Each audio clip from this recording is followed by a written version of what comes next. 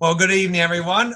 I am the guest host this evening. It's at Same Cast, Different Day podcast. I almost screwed that up right away, but I'd like to introduce myself. I am actually Crystal B, which is my DJ name, so everyone knows me, my legal name out there.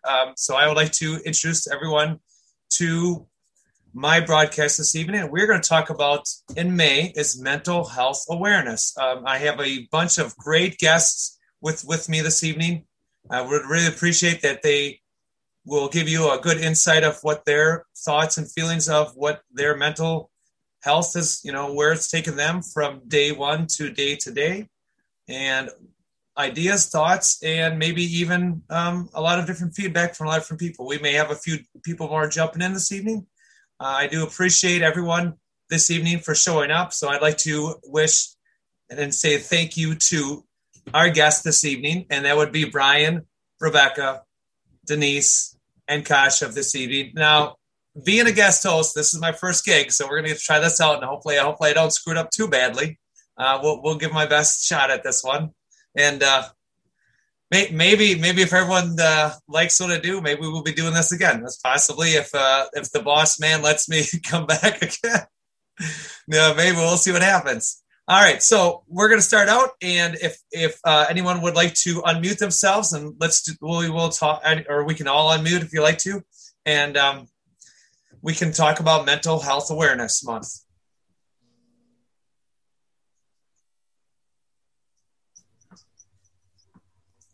I'm the first one to unmute myself. It was Brian. It was you and Denise.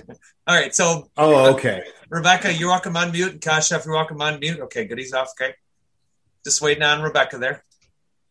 Looks like she's busy, so that's okay. Maybe she'll get the message in a bit. All right, so it will have you guys each talk about. I'll start out. We're going to each talk about mental health month. Okay, so I can never get this right. So I'm going to start out by saying my name is Crystal B, and I have been transgender for over 20 plus years. My mental health has been unstable off and on for a lot of years. About almost 3 years ago, I actually started, and a friend of mine actually pushed me into actually stop dragging my feet, stop looking in the wrong direction, and looking into actually bettering myself and becoming a woman versus just dragging my feet, of being a person I never wanted to be at all. I've gone to therapy. I'm in the current process of actually having a consultation for bottom surgery to actually correct my anatomy. So that is it's a big thing. This is a big step for me. And yeah, that's the direction I'm going in. So as we get going here, I'll go ahead and I'll pick on Brian right away because he's right next to me. Okay. Awesome. So Brian, if you want to talk about your mental health and what made you aware of anything in your life? Oh, my mental, can we cuss on this? You can do whatever you want, man. You can do whatever you want. Because my mental health is shit. I mean, it's like I am very recently out of some hairy situations. So I don't know. I don't know how to really discuss that. But this will be fun to figure it out. Going through midlife crisis, breakups, emotional disasters in my life, and a complete and utter collapse of my businesses, all in the course of 3 months last year. So several moments that I was going to drive myself to the hospital because I really felt like I was going to do some really, really stupid, irreversible stuff. So that's where I'm at, but I'm super happy right now. That's awesome. Well, thank you, Brian. Thank you, Brian, for giving us a nice little thing. And now we'll hand over the mic and see if Rebecca there will unmute herself if she can hear me. Maybe not. Yes, I can hear you. Okay, good. Dude. Okay, so Rebecca, I would like to. We're talking about the mental health awareness as I was talking about. So, tell me about. I'm going to quiet my phone a second here. Tell me about things that have challenged you over life. If it's been recent, if it's been in your past. Anything? Well, I'm sorry, she knocked the table. I have basically, when I was younger, was told I had depression, but then a few years ago, I was actually diagnosed with bipolar.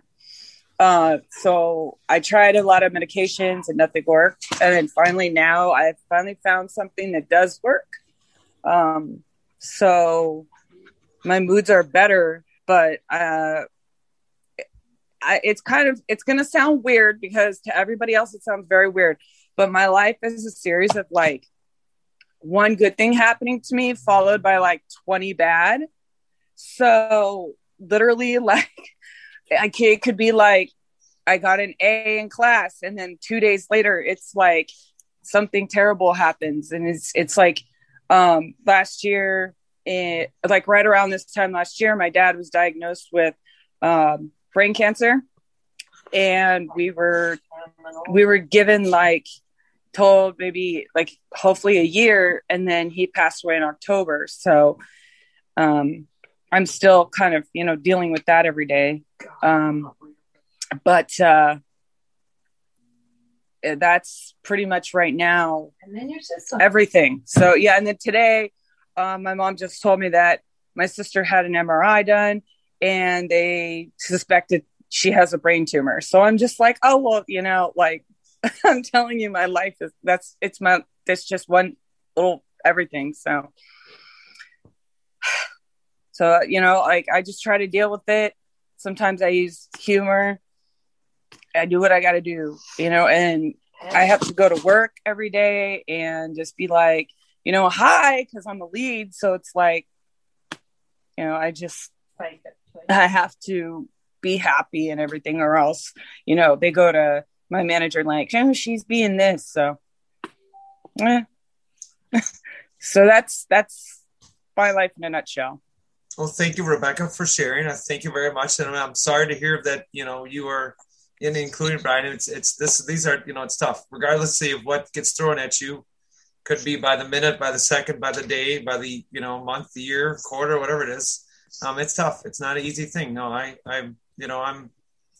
knew this was going to be a very hard podcast by all means, because everyone has some kind of mental health breakdown somewhere in their life. And this is something we, really need to talk about. It's not just involving anyone in the LGBTQIA. This is everybody. This is every human being out there we all need to talk about this. This is something that really needs to, to be brought in front of the table. And I'm very sorry. I'm very sorry to hear that. I pray that, as we get on to Denise and Kashyap, I pray that everybody, we all can move, things will get better. That's what I hope for, Right. So, I hope so. I really hope so. Well, thank you. Thank you, Rebecca. Thank you for taking your time. I do appreciate it, dear. Thank you for, you're welcome. And thank you for giving all your information. We're going to kind of keep on rotating around as we go here, and I want to let everyone else have the mic, and I'm going to sit back and watch people. Maybe we'll see. That's good. All right, Denise. So you're the next one up because you're the next one in line on my Zoom. Would you like to talk about your mental health at all? Sure.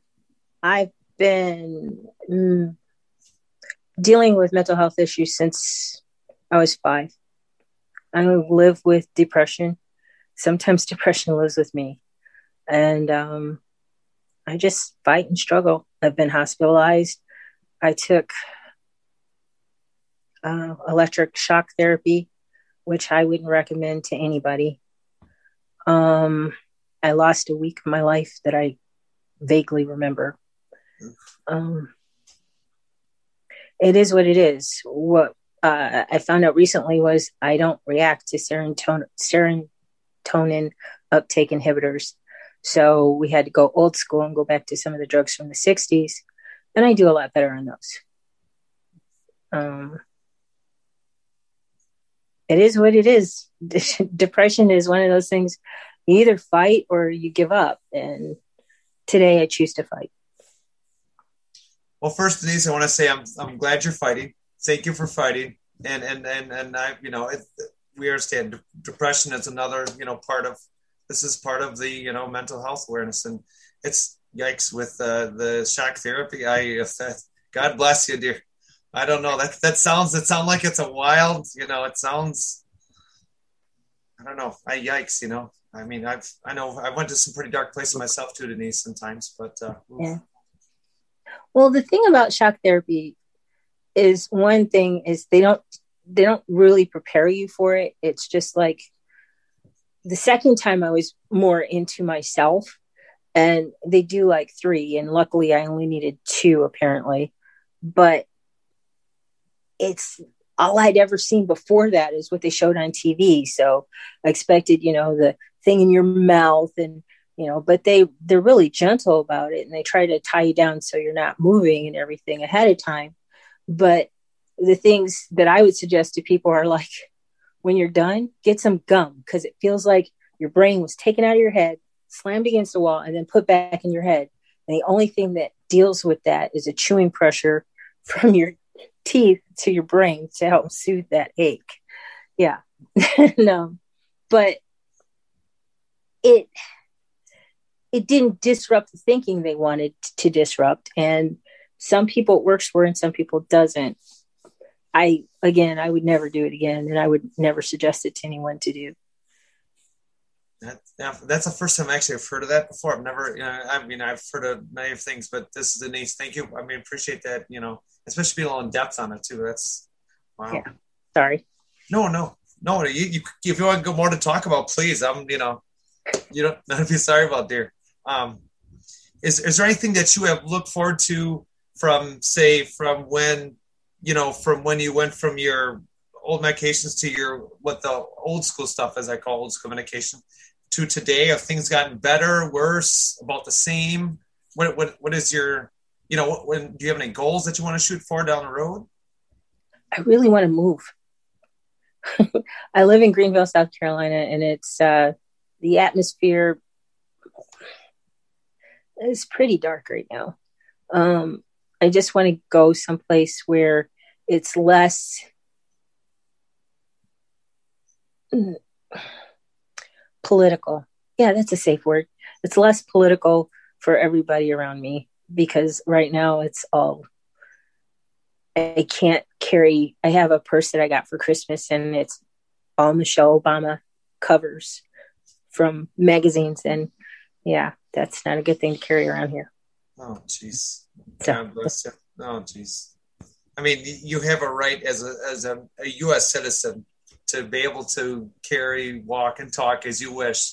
But there are, but it identifies me as who I am, a Democrat and extremely liberal. So, and then you get people who are not. And my choice is to live and let live and not bother about it. But other people have other ideas.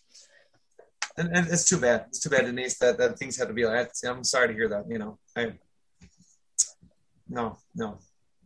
So do you have any? So other than moving, do you have any other goals? Would your moving help your psychological or mental state of mind if you were in a different area of wherever that is? Well, I want to move to Louisiana, but I haven't found a city that's not on hurricane path yet. Uh-huh. So my second choice is Texas. My dad lives in San Antonio, and my best friend lives in Houston. So maybe somewhere in the middle. And so I have my own city. But I like the history of it. It's a little hot, but I can deal with that.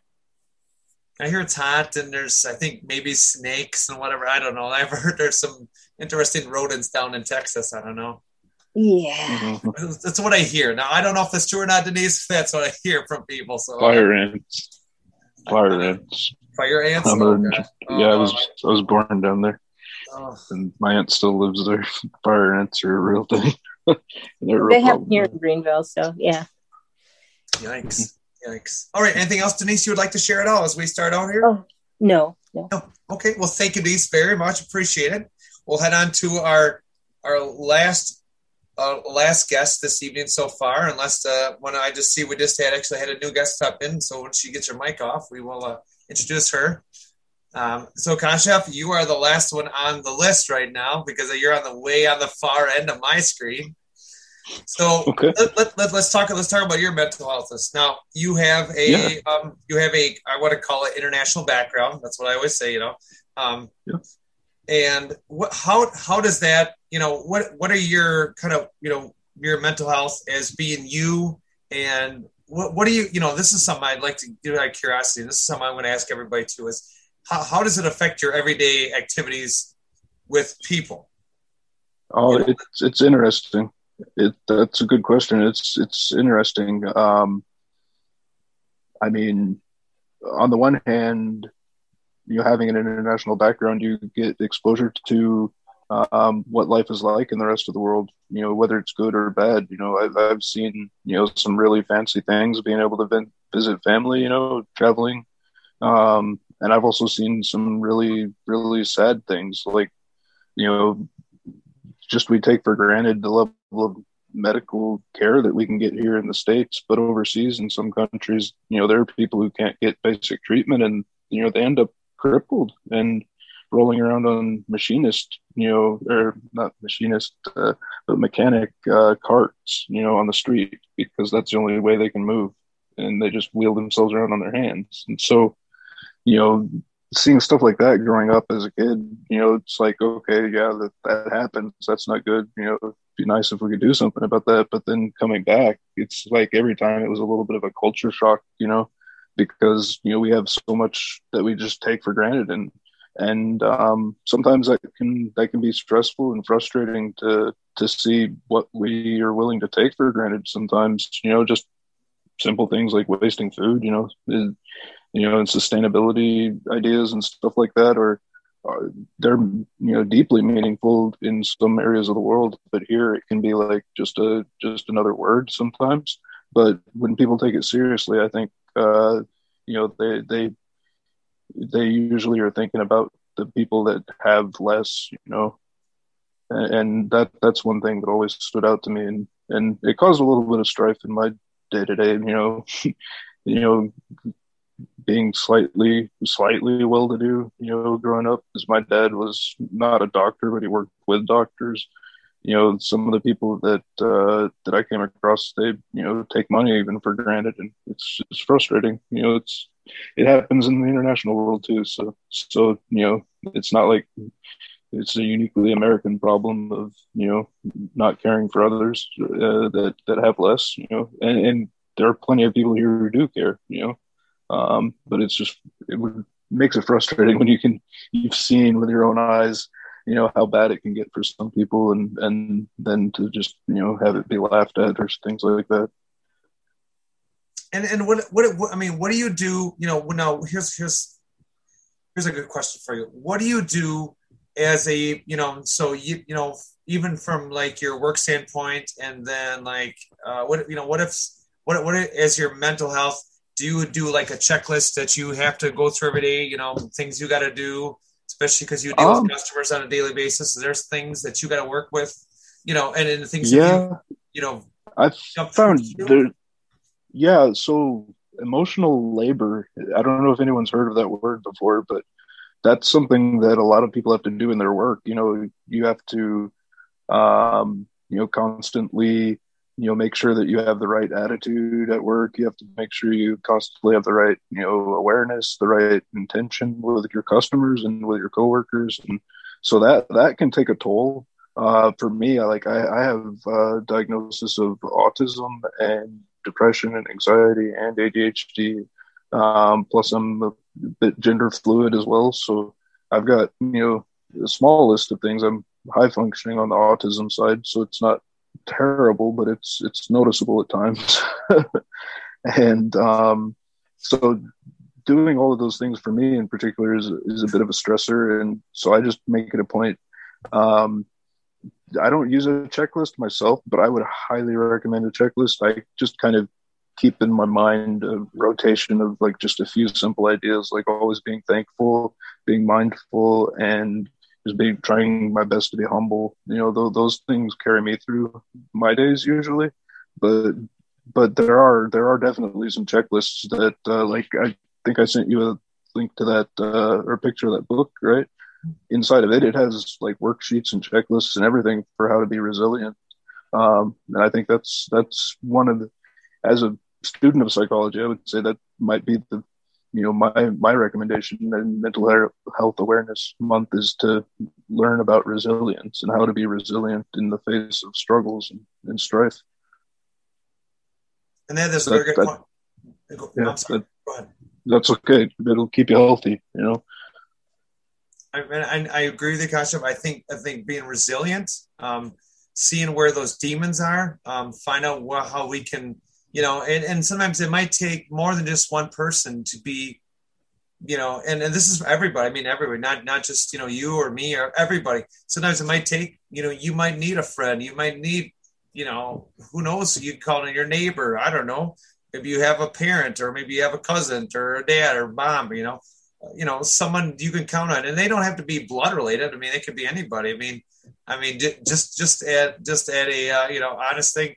I could go talk to Brian, and he's somewhere in the middle of the United States, and I could go talk to Martel. I'm just saying, there's people I could, if I really, want to, I'm just not trying to pick on these boys, but I mean, just example. Sometimes, you can make friends, and if someone were to come to me, if I'm just going to say, if Denise, Rebecca, Letty, gosh, if anyone came to me and said, hey, listen, I just need to talk to you.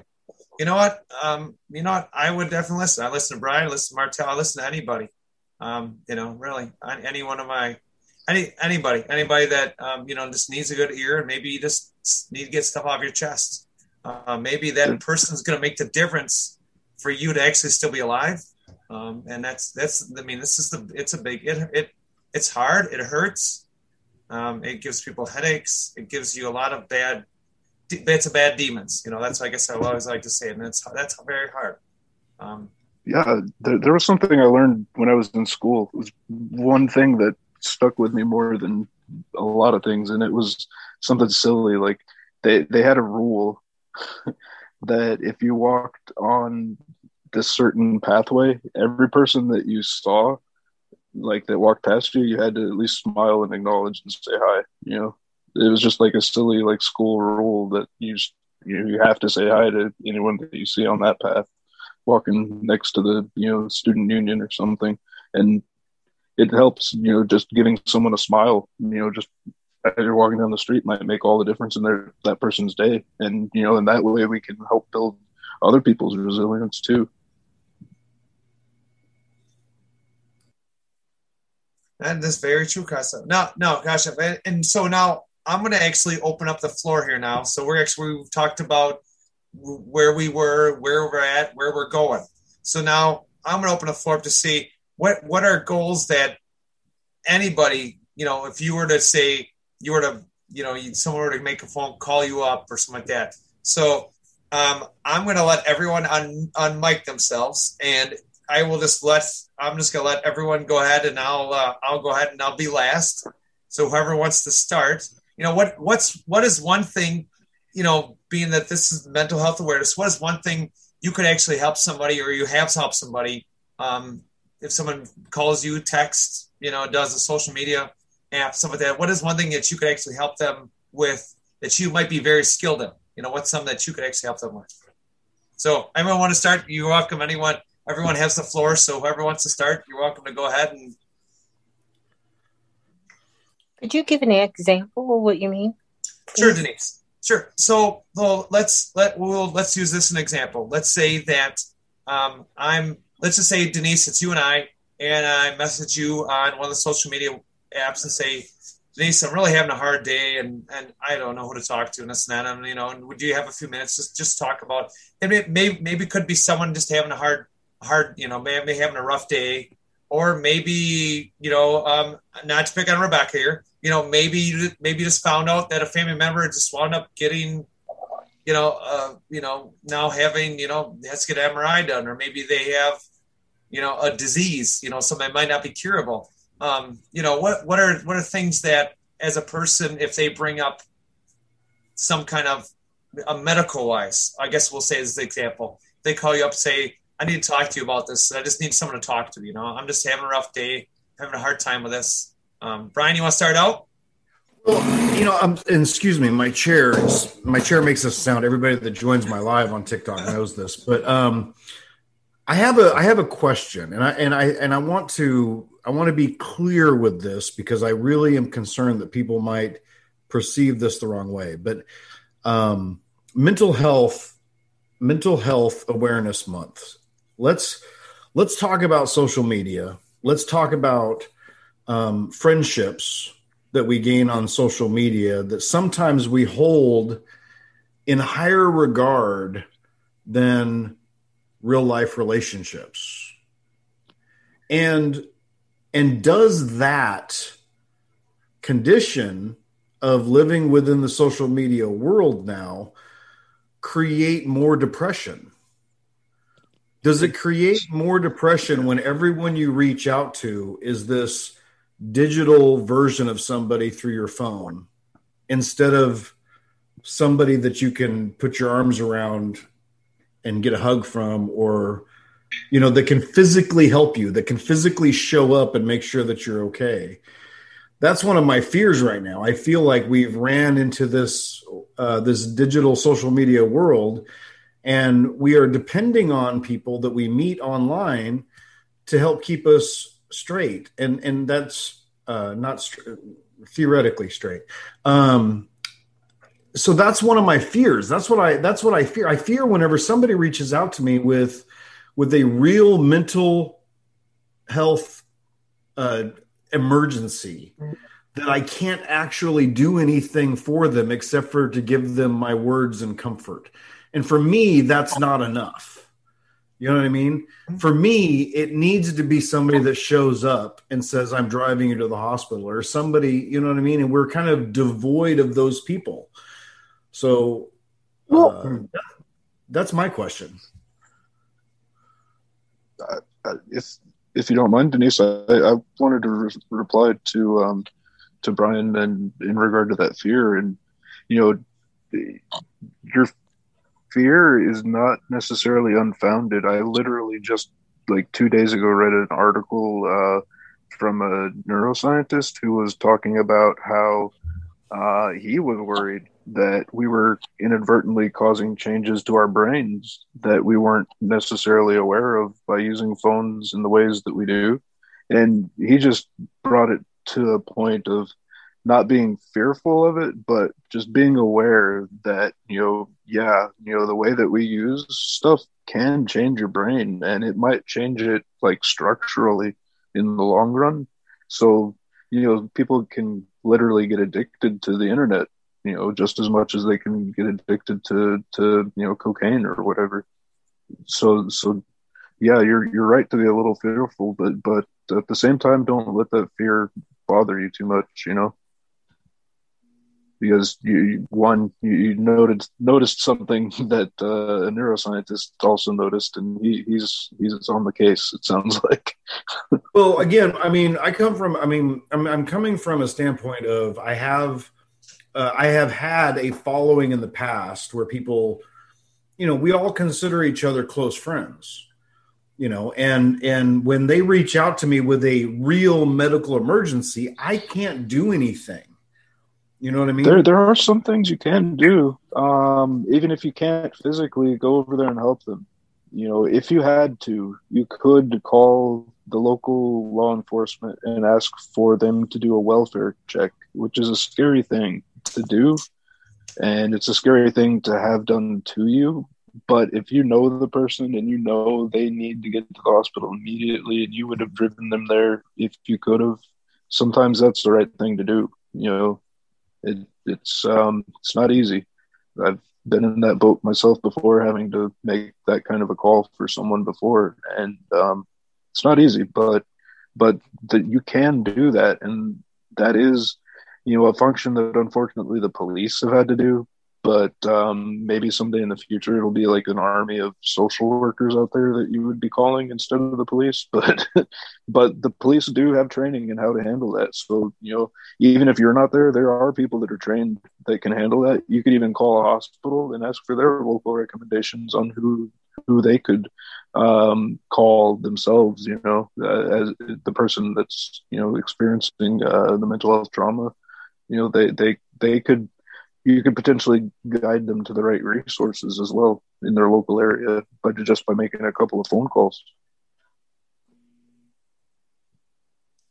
I would add that, and I'm going to speak from myself, that like I joined TikTok at the beginning of April, but I live alone. My entire family does not live in this state. I don't have any friends in this city. All my friends were younger than me and they moved out to other cities.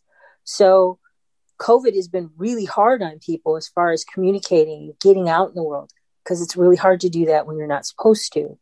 So as we get our vaccinations and people start getting back out in the world, I think things will change a little bit. You know, of course, we're going to have some changes with the neurology of it, but I think a lot of that need to communicate and touch people is going to weigh more than talking through a phone or a computer. Yeah, it helps. Yeah. Rebecca, do you want to say anything at all? Did you want to put anything in at all or not? I know she's on mute over there. Do you want to say something? Just that, I appreciate being invited to this. It's pretty cool. It's nice to know, you're not alone, and that is, as much as you think that you're the only one going through something, and you hear, people have similar stories, and it kind of helps. So, yeah. That's all I wanted to say. Well, thank you, Rebecca. Thank you very much. Kasha, you're saying, go ahead. Yeah, I just wanted to add that you're never alone. Even if you're not anywhere near the people that are with you, there are always people out there with you somewhere. You just may not ever meet them, but someone somewhere that you've never met might pull a string that, helps you somehow. You never know. I was responding to that going, yeah, you're right. You can hear me because I'm muted, but you're right. But sometimes it just feels like this is the whole world, because I even work from home. So, well, let me. Can I ask a question? Because I feel like mental health, being Mental Health Awareness Month, as you've brought up, mental health becomes this unreasonably large category. You know what I mean? And it tends to affect every single person we know. And when a problem affects every single person we know, does it lose its specialness? Do we as human beings look around and go, well, okay, so you're having a tough time.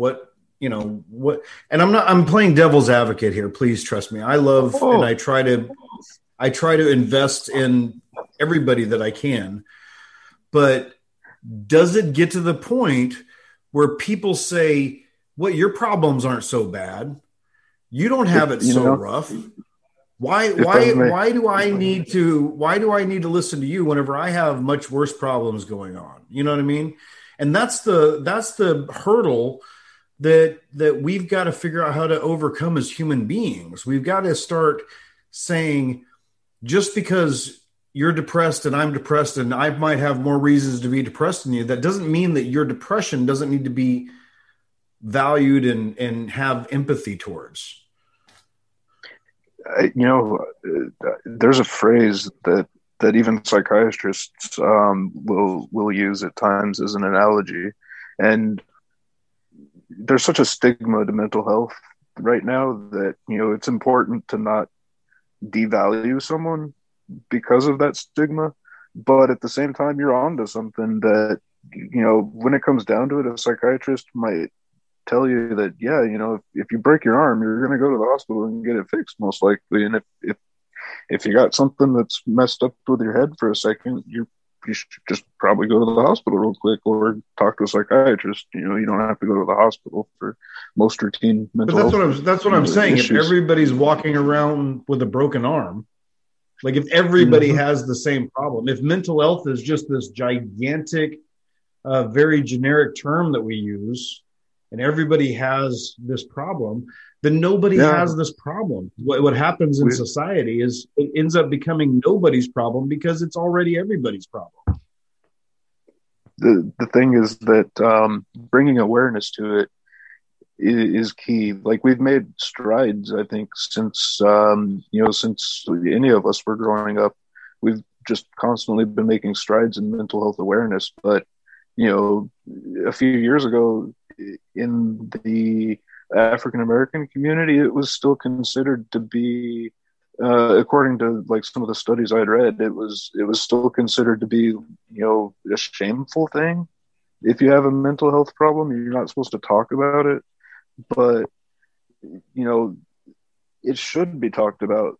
No different than like, oh man, I just broke my arm yesterday, or I sprained my thumb, or I pulled my stomach muscle, or any kind of routine thing that you wouldn't have a problem mentioning. The ideal, I think, from the perspective of mental health, is that I just had an episode of depression, unfortunately, and thankfully I was able to get it taken care of, and just carried on with my life. I just thought of something that was kind of funny that happened just yesterday with my 14-year-old daughter.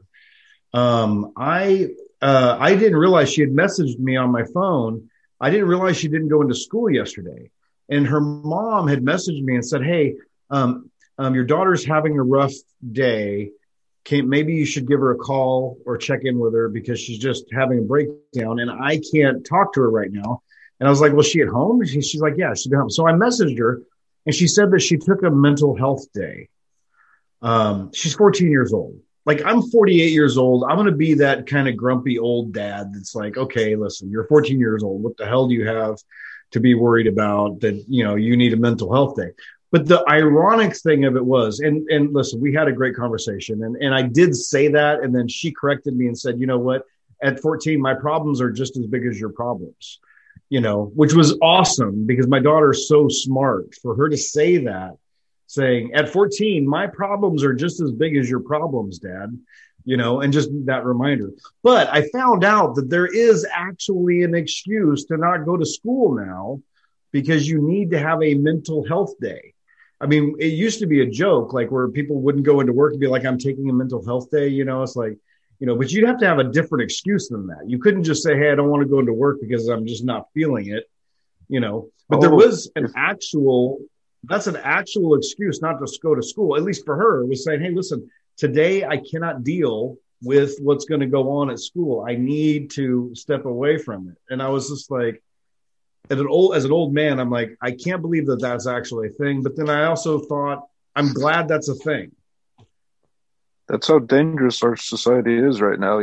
We're so geared to high productivity and being the best in the world at everything that, kids are going to school and they're breaking their arms, in gym class, but they're also breaking their brains in math class, or in computer science class or biology or chemistry, or, there are people that can just be crushed under the weight of that pressure, and it's not healthy. That's something else to be aware of is the level of intensity that, that we're going through, that as a culture that, even kids are affected by issues that you wouldn't expect to see except in an adult. But as a dad, that's my question. As a dad that's older, I had to suffer through all of those emotional traumas in school. Listen, I had, the scary moments where, I was going to have to get into a fight with somebody, and he's going to meet me in the parking lot and all those things. And those, for a kid growing up, are incredibly traumatizing. You know what I mean? There's a lot of stress involved with going to school, and I had to survive those things. And I, as an old man, says the reason why I am as I am today is because I had to survive those things. And a part of me says, if you take those things away and don't make those challenges exist, these are children, and I get that, but they're children that are still developing reason. They're still developing social skills, how to combat, how to avoid combat. All of these different things have to be learned in this environment.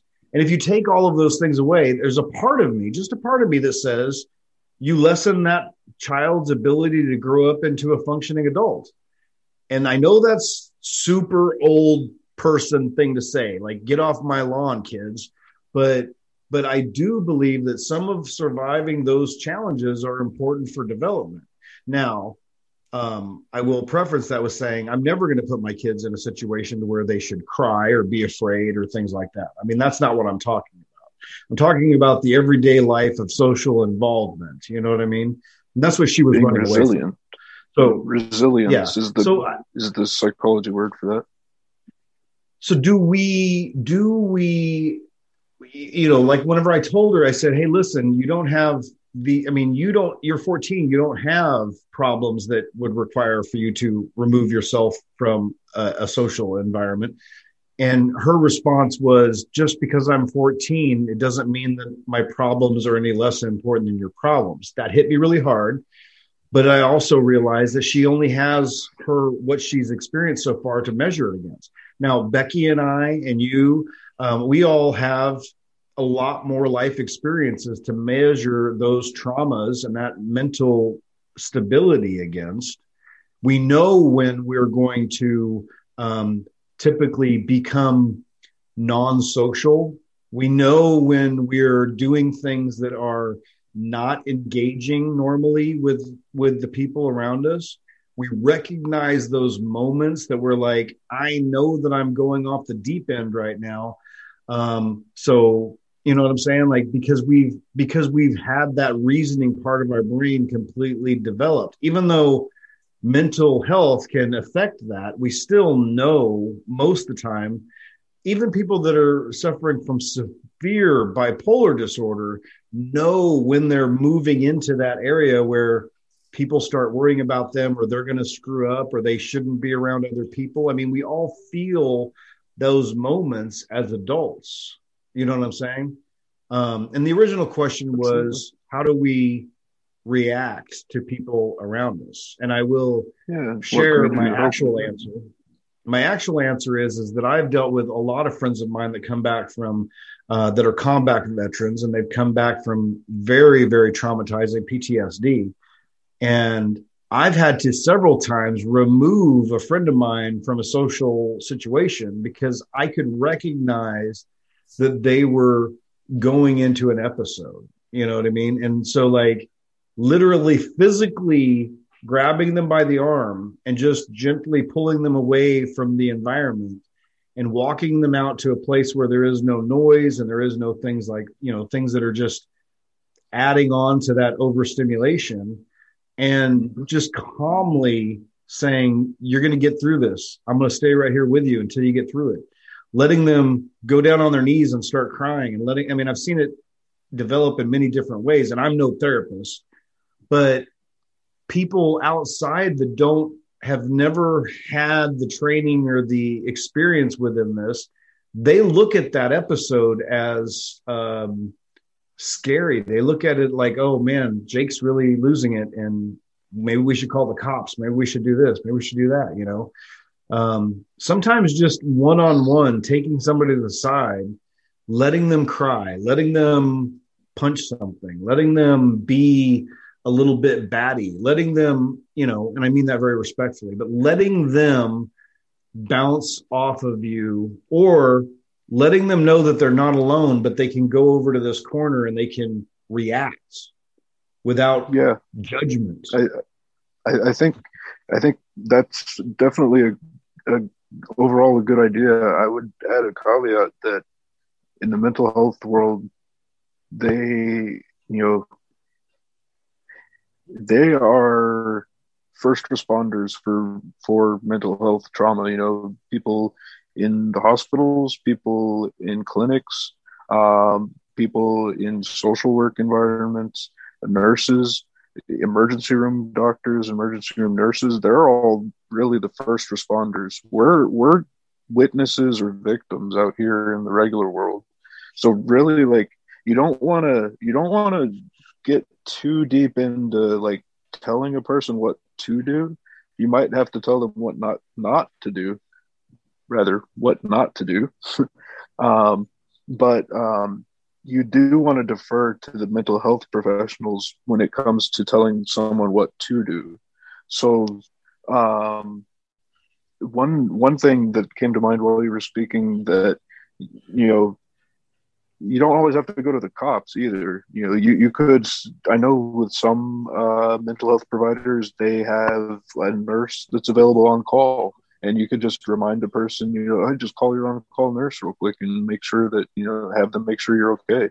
You know, they have mechanisms in place at a lot of these institutions to actually help, you know, in an emergency. And if they then they'd say, I don't disagree with you, but the problem is that we don't call the doctors when we're sick. I mean, we avoid the medical profession as much as, I mean, the majority of people. There's some people that, some people run every single time, but I can guarantee you, I could cut like 4 or 5 inches into my skin and have a very severe cut. I'm not going to the doctors to get it stitched up. I'm that person. You know what I'm saying? So like, people aren't going to always run to medical professionals, even for mental health. And so, empathy and awareness, and that's why this month exists, empathy and awareness, we have to have some tools that average everyday people can understand. I think that's how we get mental health awareness out there, is that we empower people with at least the same thing as life-saving CPR that we teach in school, that we have some type of basic life-saving mental health, you know, aspects that we can cover. I don't know what they are. I've never heard them. I've never heard anybody share them. That's why I am so cautious about the idea of, you know, really intervening. You know, doing an intervention is an idea that people have, but, you know, doing interventions just on a whim is something that could be detrimental to someone's mental health. You know, you might inadvertently be triggering them. You might inadvertently be causing a reaction in their mind that you didn't intend to. And from, you know, no fault of your own, other than not having, you know, the 7 to 10 or 12 years of training that it takes to become a mental health professional. You know, they spend years and years learning little tricks, and then they spend the rest of their lives learning and developing new tricks to help people, you know, just by talking alone. I'm not disagreeing with you, but my specific example that I was bringing up was combat veterans PTSD. I do have training within that. You know what I'm saying? So that's why I was talking specifically about my friends that have this PTSD. I think that's great. If we had something like that, like in a mental health training session for every physical health training session you get in high school, you know? Yeah. Something like that would probably be quite helpful. But you're muted. Yeah, you're muted. I'll mute myself. There we go. I got to actually unmute myself. I'm the host here. So as we actually these guys, I appreciate you guys kind of back and forth. Yeah, let's touch a little more on social media. I mean, to be honest, social media with you know, with the mental health, and then we also got COVID, people wearing masks, some people not wearing masks, some people getting vaccines, not getting vaccines. You know, there's all these things that scare people that, you know, you think of all these supposed, you know, oh, this could happen, that could happen, you know, blah, blah, blah. You know, and it takes mental health to a whole new level. And Brian brought this up earlier, was with social media, is that you're not connecting in person. You're just connecting via a phone, via a computer, via some electronic device, you know. So you it is good in a way. I do agree with that, but sometimes maybe actually getting out, and I understand with COVID, it does make it a lot harder. Some people, you know, the biggest thing is, and I've noticed people too, is the mental health thing, is that this whole wearing a mask thing. I hear a lot of people, I mean, I just run into people I don't even know, even at people at work, you know, that I see every day. And they said, you know, I hear it a lot, that it drives them nuts, and it makes them kind of, just crazy about stuff that, we want to go back to no mask, go be able to touch people, high five them, give them a hug, do all the normal routines we did, as human beings. And it does drive people. I mean, I can tell you sometimes it does, some days I can see people are awesome and some days people are just, holy crap, just like, why are they, that way? And a lot of them come back to the mask, a lot of them will blame the mask, their mental health, is unstable due to wearing a mask. Well, again, we were recommended by the CDC to do this until we can get this under control with vaccines. We had something coming, I guess, but what? That's an interesting point. So what is social, these topics, social media and in COVID, vaccines, testing, everything like that, how does that, wearing a mask every day, how does that affect, certain people that have to do it? Now, not everyone has to. Some people are actually able to work from home. That's awesome. As the guest host, I actually have to be out in public and actually work and see people all day long. So, but majority of people actually do wear a mask. But I hear a lot of people that just, they just like, I need to take a day off here or there, just so I don't wear a mask at work. And you could tell their stability and their mental health is just, it's deteriorated by just that mask sometimes, but I'm going to open up the floor on those and let you guys go with it. So anyone that wants to start, go ahead. So. Me, I'm sorry, go ahead. No, you go ahead. You spoke first. I am a total jerk when it comes to this conversation because COVID, politics, all of these things, it seems to continue to push us into a us versus them conversation over and over and over again. And I feel like so many people have felt alienated by their family, their friends, people they trusted, because of differences in perceived values of things, whether it's valuing masks and whether you fall on the side of, wearing masks will save lives or, wearing masks is dumb and it's against my freedom and all this other kind of stuff. And I think that if COVID did anything good, if we're going to just stay positive, if COVID did anything good, it at least forced a large predominance of, God, I hate to use the word, but those people on that anti-mask side, because they were quarantined and they were not allowed to go back to work and their kids were forced to stay home. And all these things they were subject to is things that people with mental health issues sometimes deal with every day of their lives. Isolation and inability to, people, I'm not peopling today, or inability to be out in large crowds and all these different things. It forced some of those people, God, I hate using that so much, but it forced them to have a forced empathy moment. You know what I mean? And experience what some people with mental health conditions go through every day of their lives.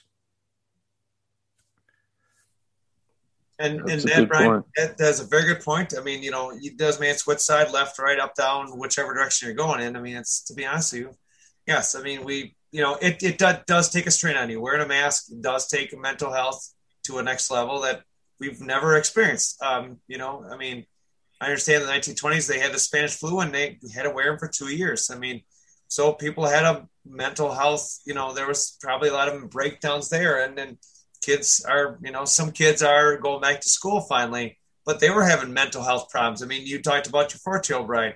I mean, I can't tell you how many times I hear from parents at the place I work for with their kids just having mental breakdowns just by the minutes.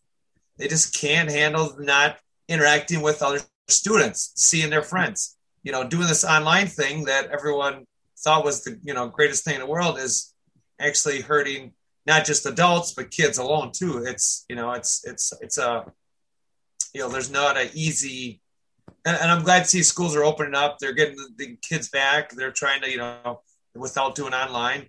I mean, I've heard of some parents that just say they are going to start homeschool because it's a lot safer for them. Well, again, that's your decision. And if you feel that the mental health of everyone around is going to be safer that way, that's fine. But Kasha, if you wanted to put a little information on that, please, by all means. Yeah, thanks. And I just wanted to apologize for interrupting. I struggle with the back and forth of communication sometimes, so I've honed my skills a bit on that. But I do apologize. I'm still getting used to the whole Zoom conversation thing as well. But yeah, you both brought up fantastic points. Like, not only do some people get mentally traumatized by wearing a mask, but there are some people who get mentally freed by wearing a mask, and some people feel less safe with a mask. Some people feel more safe with a mask. So, it just reinforces in my mind the idea that everybody's different. And, while yes, if we're talking about like ignoring everything else, if we're talking about just a mask, should you wear a mask? Yes or no? Science says, well, yeah, you probably should. But if you don't ignore everything else, there's a lot of gray in there, like, do you really need to wear a mask if you're standing outside with no one around? Do you need to, if there's one person standing there 30 feet away, 20 feet away, 10 feet away, etc.? There's a lot of gray. And I think,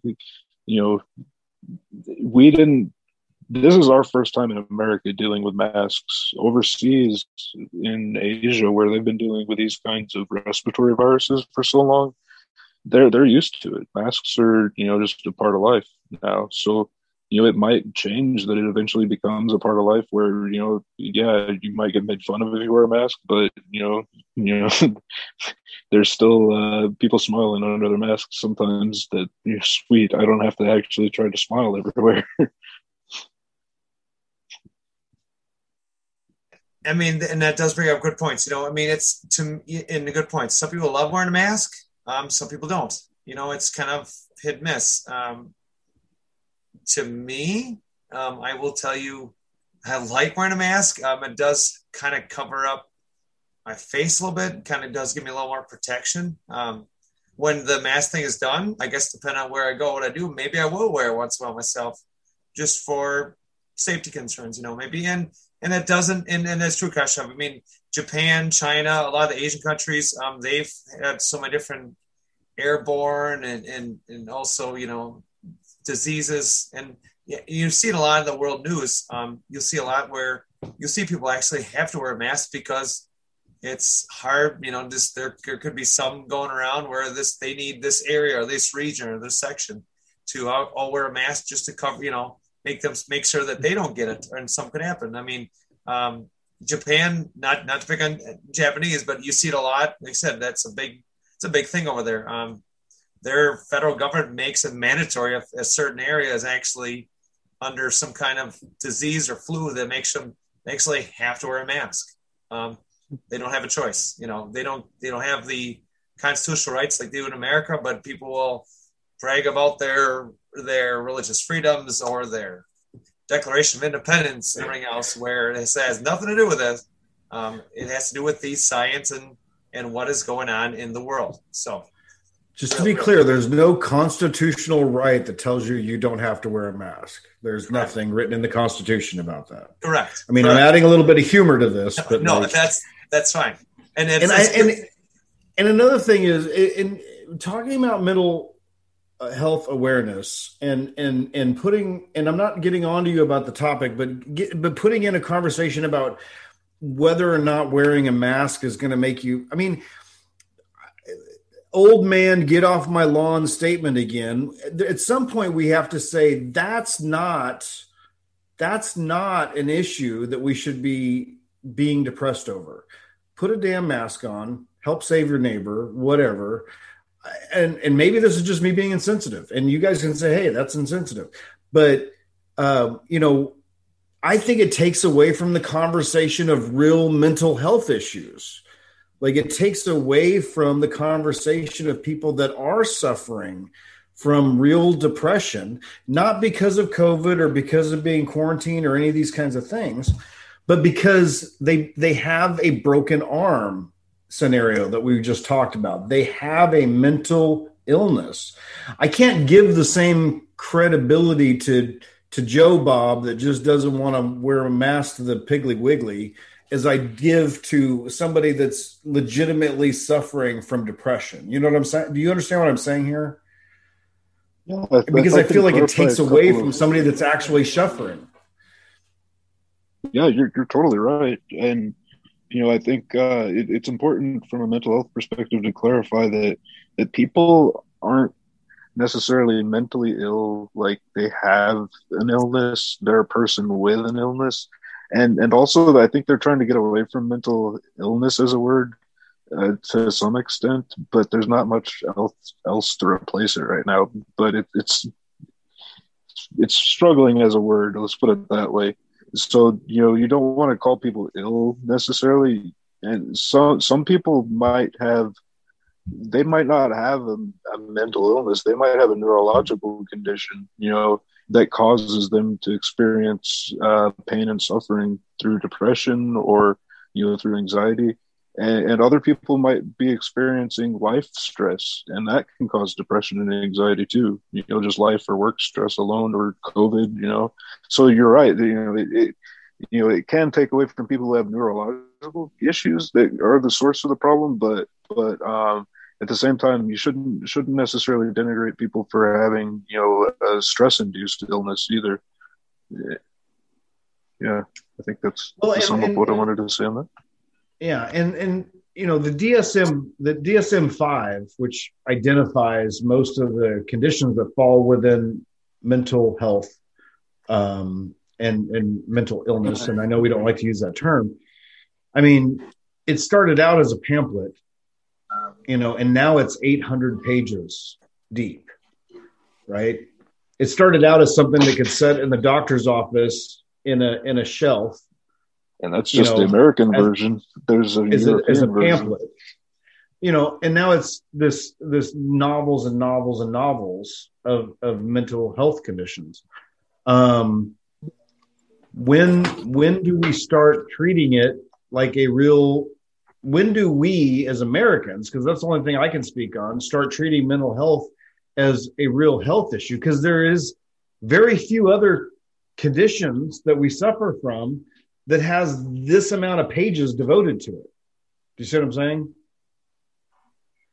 I mean, you can say that it's all made up and look at everybody's just trying to find everything wrong in the world. But the reality is that science and medicine and medical doctors have identified it as probably the most predominant problem from what I understand, American society, and based off of the information that's put into the DSM-5, very much classifies mental health as probably a pandemic larger than things that we've recently had to deal with.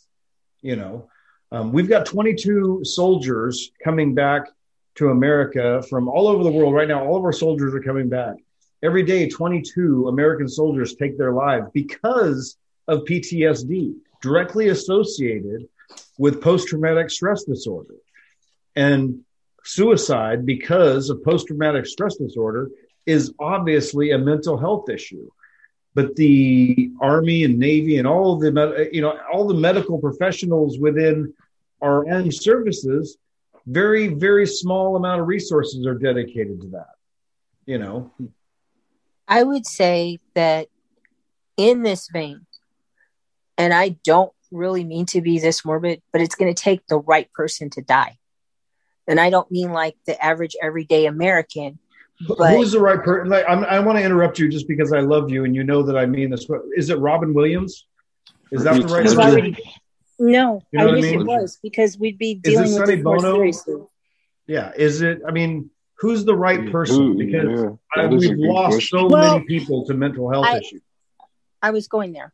It's going to have to affect people higher up than Robin Williams and Sonny Bono. I'm talking like someone like a president or something like a really. I mean, it's hard to imagine who gets bigger than movie celebrities, but yeah. As long as we still view mental health issues as a weakness, we will discredit who. It doesn't matter how high that person is. They will be discredited as soon as it's done because of a mental health issue. And that's the problem. You know what I mean? They kill people. And that's already been every single shooting that we have. Mental stability is the number one thing they bring up, you know, with these shootings and stuff. I don't know. We're getting into an unsolvable conversation. But I agree with you, Denise. I 100% agree with you. Yeah, it's a conundrum. It's just, you got to keep turning the Rubik's Cube until you get all the colors right.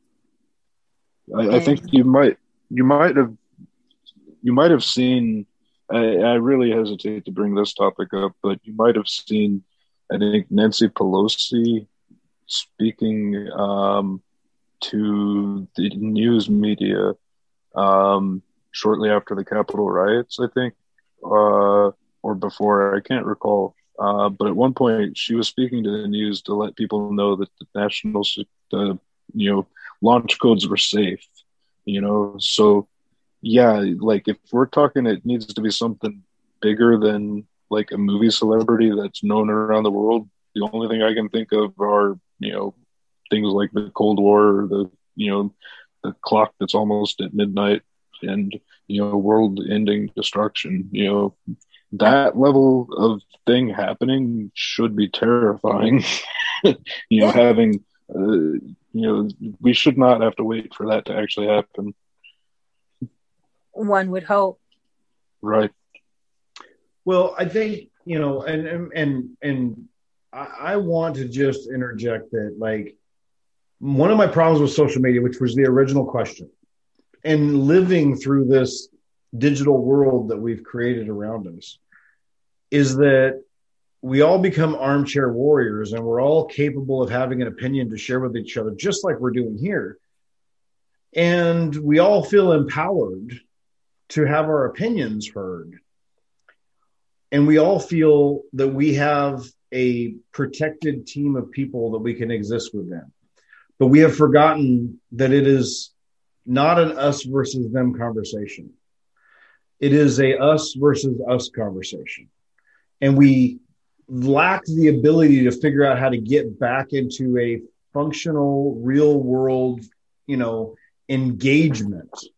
You know what I'm saying? Like, and that's the thing that I worry about mental health and mental health awareness, is that if we keep living strictly in this box, whether it's on our desk or in our hand, and we feel that every important connection and relationship we have is within this box, I think that is a huge gateway to real depression, whenever you need somebody to be there.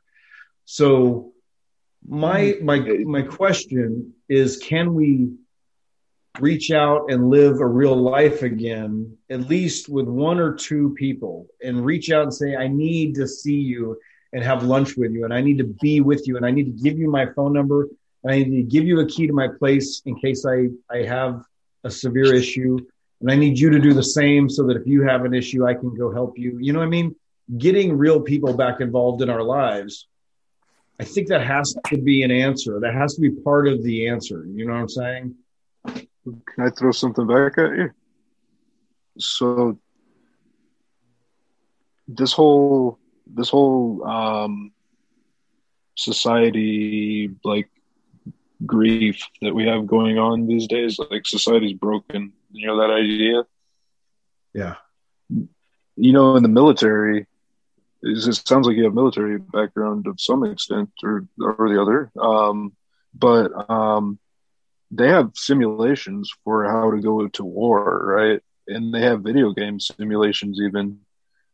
On one level, maybe what we're doing with social media is just training ourselves how to be good people again and have a good society. And maybe, there's something else on the other side of the phone that we just haven't gotten to yet.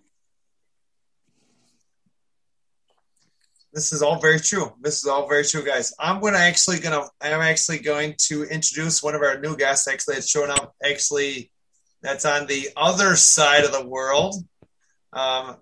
And as soon as she actually unmutes herself, Miss Caitlin, I'm actually going to introduce her. And she's actually from way way across. So we're actually 16 hours. She's 16 hours ahead of us. In the, unless I'm wrong, Caitlin, give me wrong. Sydney, Australia, and that is the, I believe, somewhere in the either western or northwestern part of the country of Australia. Now she actually will tell us international wise. Hi, Caitlin. How are you? I'm actually in South Sydney. Okay, South Sydney. So I was close. I mean, off maybe by a few kilometers, maybe, I don't know, whatever it is, but so how, here's my question. Now, these are all my friends. We have Kasha, Brian, my little sister Letty, Denise, and Rebecca are all from the United States of, craziness. So that's where we're from. That's where we're located. And so how is here the question I started with, how is your mental health from when you first started? I talked about myself when I started out, and I knew I was transgender years ago, dragged my feet, had some really dark places in my life. Where have you started? Where did you notice you had a lot of mental health problems, and where did you finally decide this is it? I'm going to stop. Someone kick me in the butt. Someone move me forward. And how have you progressed, and where are you at now? With my transition? You can talk about anything from the beginning to however you want to do it. Oh, I guess because we've talked before, so you know a bit about it. So I've known that ever since I was a child, I was more female.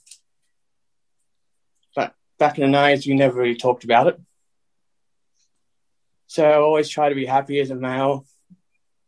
Even with my boyfriend, we've been together 14 years now.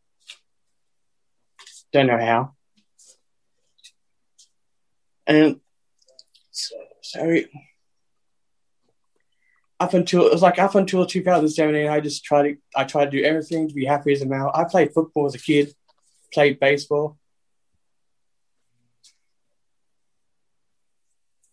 I'm sorry, my grandma's calling on my mobile phone.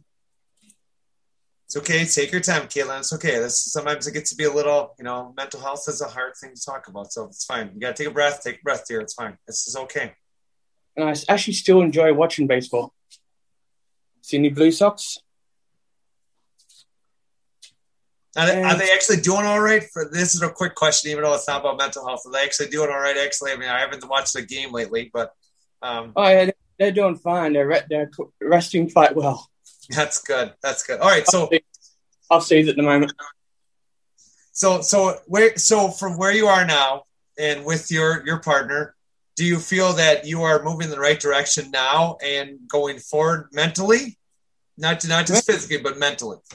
Oh, mentally, my emotions in the last 6-7 weeks have been fucked. Like really screwed. Like I haven't really been leaving the house that much.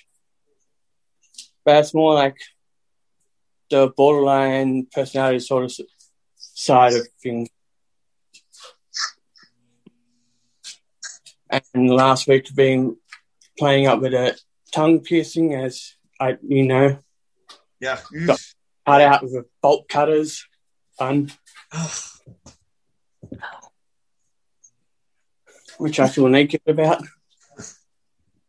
And then got the memory loss. So, yeah. So how? Here's my question, Caitlin. How do you deal with, we all have our day-to-day routines. How does, my routine might be different from yours and from Denise, from Rebecca, from Brian. What are things that you can do to actually better yourself as when you wake up? Granted, it's actually the Friday morning over there, so you're ahead of the game. Well, yes. So for you, it is. We're still in Thursday evening. We haven't got to Friday yet.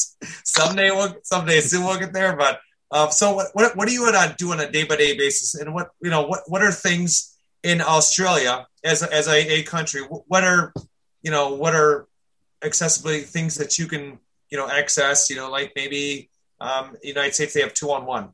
That's the phone number to call for any kind of mental health problems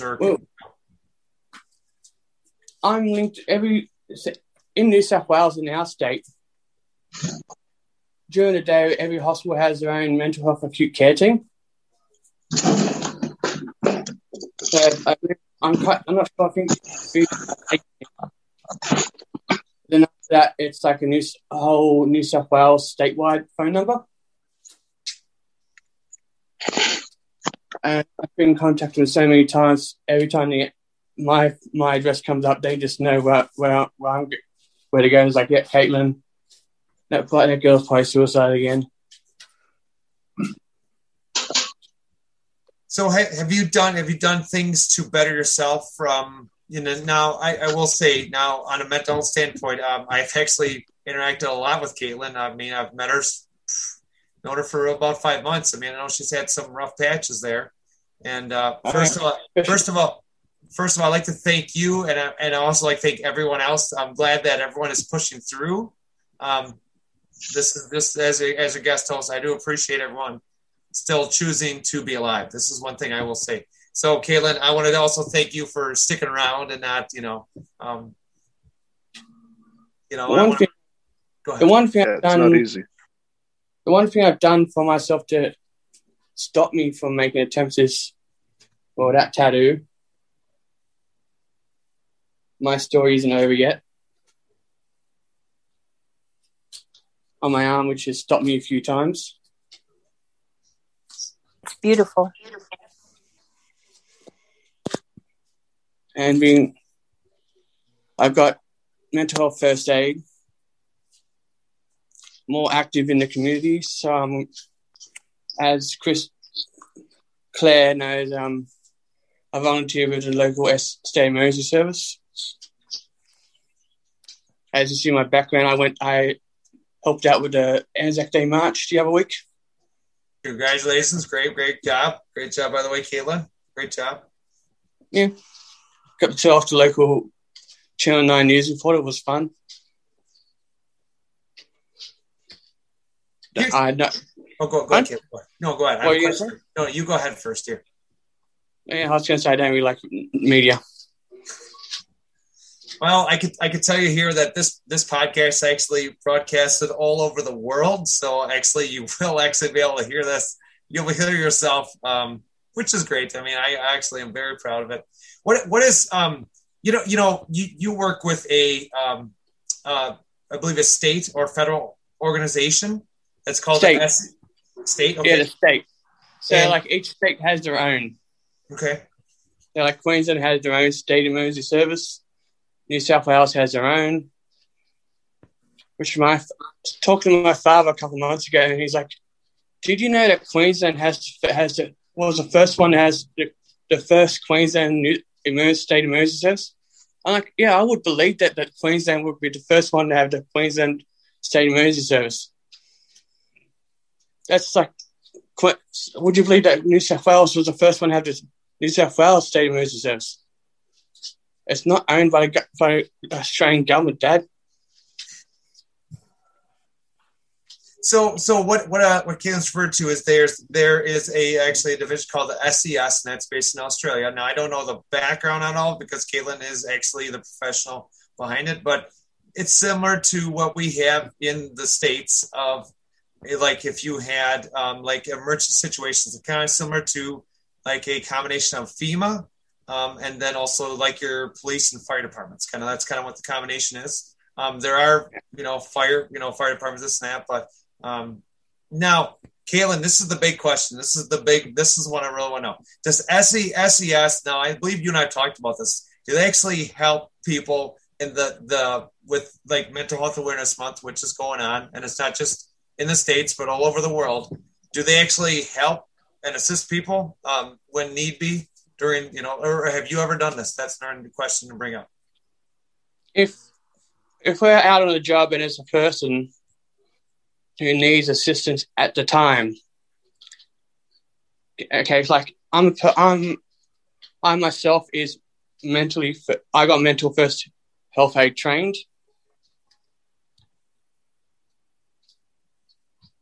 So I could do it. So as long as the member is trained to do it, we can render that assistance. If you're not, No. But so we don't really step out of the boundaries of our training, because everything we do would be reported to the New South Wales coroner. So if you do something and that person dies, then you're accountable for it. Ooh, wow. Ooh. Wow. Yikes. That's why I support, I talk to a lot of trans people on Messenger when they get depressed. And the first thing I always ask is, how are you feeling now? Do you feel safe? And that's basically me protecting myself, saying, in case afterwards, an hour later, they go and commit suicide, then the police come ask me and go, what happened? They were talking to you, but then later they killed someone. Well, I asked them, what's happening? And now they're dead. Well, I asked them. They didn't present anything saying they were going to do anything, so I didn't report it. There was no reason for it. Can I ask a question? Go ahead, Kasha. Sure. You have a question for Caitlin, I think, Okay, because Caitlin. I don't know if she was here whenever we were talking earlier about what can we do as non-trained professionals. You know, what can we do? Do you have an idea of what a regular person, what a lay person, so to speak, could do? Kasha, you're a little bit cutting out there with your microphone. Could you get up a little closer to your mic there, too? I'm so sorry about that. I stepped outside for a moment. Is this a little bit better? That's better. Okay, so your question is for Caitlin. All right, so go ahead. All right, go ahead. Yeah, we were talking earlier about, you know, what can we do as individuals, as non-professionals. You know, what can we do to help someone? And I was wondering if you had any suggestions for, you know, from the perspective of not you know, causing strife with the coroner. What could we do, you know, for someone? You know, should we call, you know, the SES immediately, or what would you SES. recommend? Or even SES, even me, I'm not a trained professional. My job is, I see the person, I see them in distress, and it's there, I get them to the professional. Okay, you feel depressed, I got to get you to a stage where, hey, yep, let's get you some help. So you're like triage. What we would call triage. Triage, mental health, first aid, like medical first aid, mental health first aid. Right. That makes sense. So I'm not technically a psychologist,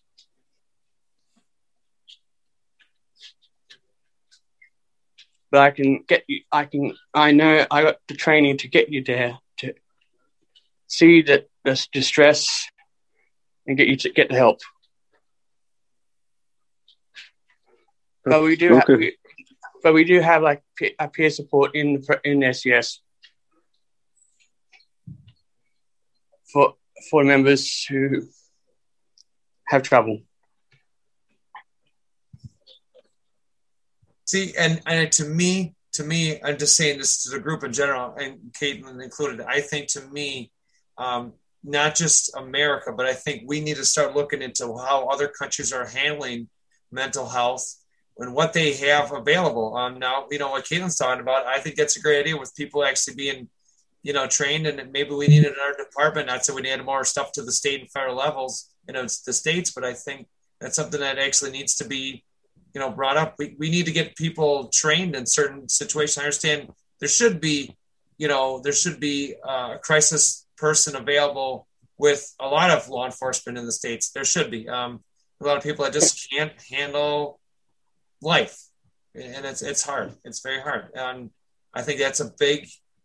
And Caitlin, I applaud you for that. You know, sometimes I do talk to a lot of different transgender people myself, and I always, you know, try to give them, you know, make sure they know that they're going to be okay. You know, there's always the number to call.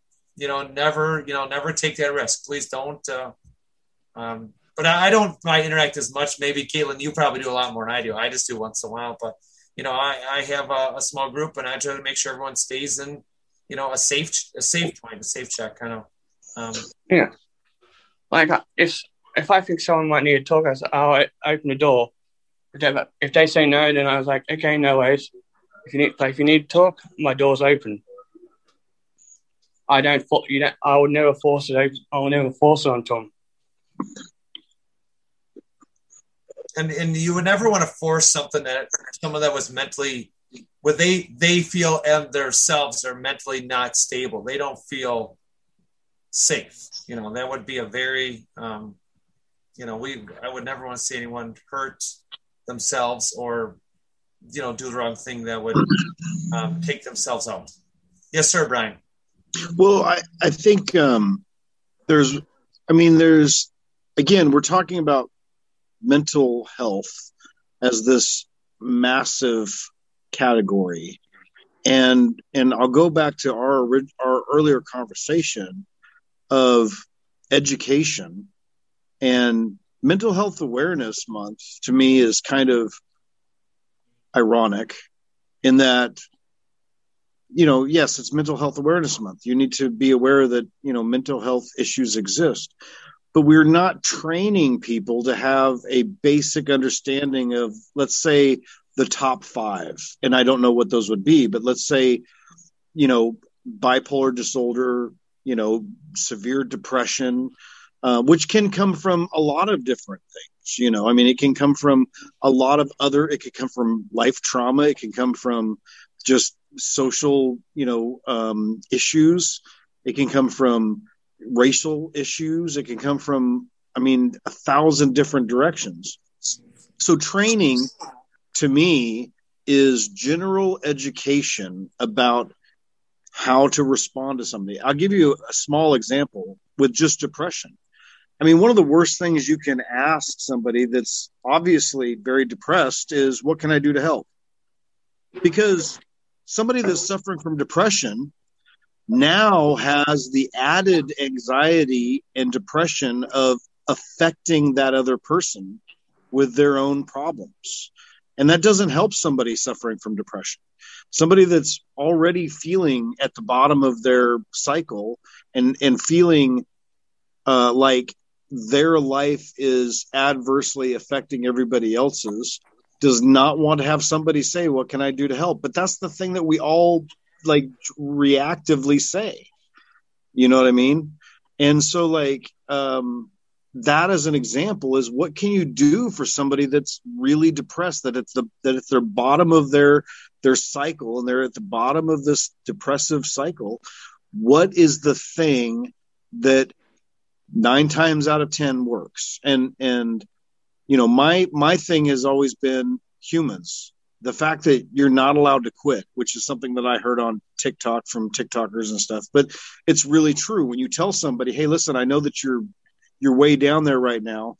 I'm not going to ask you what can I do to help, but I am going to tell you that I'm telling you you're not allowed to quit right now. You know what I mean? That's not an option, because I wouldn't say that.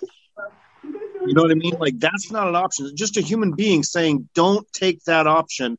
I don't want you to do that. Even in a aggressive way, sometimes is the difference, that they need just for that moment. And the moment, and when you're in that moment, you don't know that it's going to get better. You don't know, you think it could get worse. There's lots of things, but just a human being saying, you're not allowed to quit right now. Okay. I know this sucks right now. I'm not going to try to tell you a joke or make it better or blow rainbows out your butt. I'm going to tell you that I love you and you're not allowed to quit right now. And things like that. I don't know that would be an actual rule, but we need to have some basic understanding of how to deal with the top 5, top 10 mental illnesses as a society. That's for sure. And that's completely true, right? We need to start, we need to find that list, we need to get those crisis intervention personnel, is what they're actually called. They actually do have a name for them. Not all are actually in work in process yet, because it actually still is the beginning stages, but there is people out there that we need to start educating more people. And when they need to talk, like Caitlin said, if they get you need to talk, the door's there. If it's a phone call away, something like that, we need to have more people available, not just, Monday through Friday, 8 a.m. to 5 p.m. We need people to be available, all the time, because you could have, some going at home, and then so you go to work, and then things just really get worse, and all of a sudden we're going spiraling right down a hole that we don't want to be in, this dark hole alone. Gashav, go ahead. Thanks. One trick that I know of through experience is that you could potentially simplify things and boil things down to the idea of find what makes that person feel better, and then just keep doing that. Find what makes them feel better and do that. Find what makes them feel better. Do that again. And then if you just keep doing that over and over, eventually they're going to feel better. That's true. It could be as simple as that, Well, I think that we get into a problem when we believe that there's somebody else better equipped or available to deal with the person that we know. Right. I think that is a problem. We've walked away as a society. Like in America, we have the suicide prevention hotline, and that's the only thing that the majority of us know. But I guarantee you that if you need to get that number to somebody, you're going to Google it. You know what I mean? Like, you've got to go find that, right? And it's easier for us to say, hey, I'm going to go get this number for you, and then give them a number and say, call this number. But it's hard for us to go push in their door and not talk to them, see them laying on the couch, crying, covered up, and laying down next to them and wrapping your arms around them and holding them and just saying, I'm not leaving you right now. I'm just not going to leave you right now. There are hard things that need to be done. And as a society, I think we need to get back into the mindset that sometimes we have to do the hard things. It's our job to do the hard things as a human being. Yeah, we're not allowed to quit, and you shouldn't take the easy way out, right? Those are two phrases that can be helpful. And in a society where we feel that every single thing around us is controlled for us, I mean, we really do feel like we're cogs in the machine sometimes. And as a society, like when you're really depressed and you feel like you have no control over anything that's happening in your life, sometimes suicide is the one thing that you think to yourself, this is something I can control. It's the only thing I can control. You know what I mean?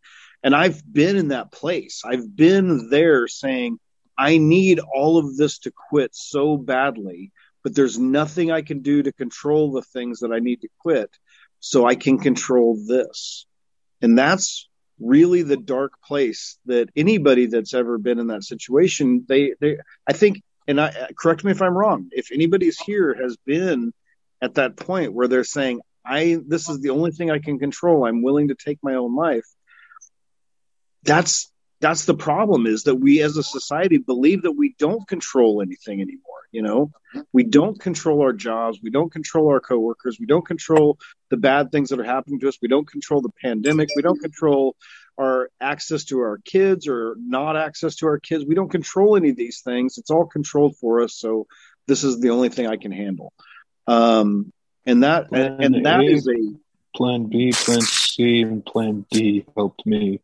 Like, whenever I got to that point of, in my depression episodes, whenever I get that seriously depressed, it's like I always keep that as my fallback option. Okay, well, what would I rather do? In some way, shape, or form, try to answer a question along those lines of, okay, yeah, I can always, I know I can take my own life, but what else could I be doing instead? That's helped. And scary place.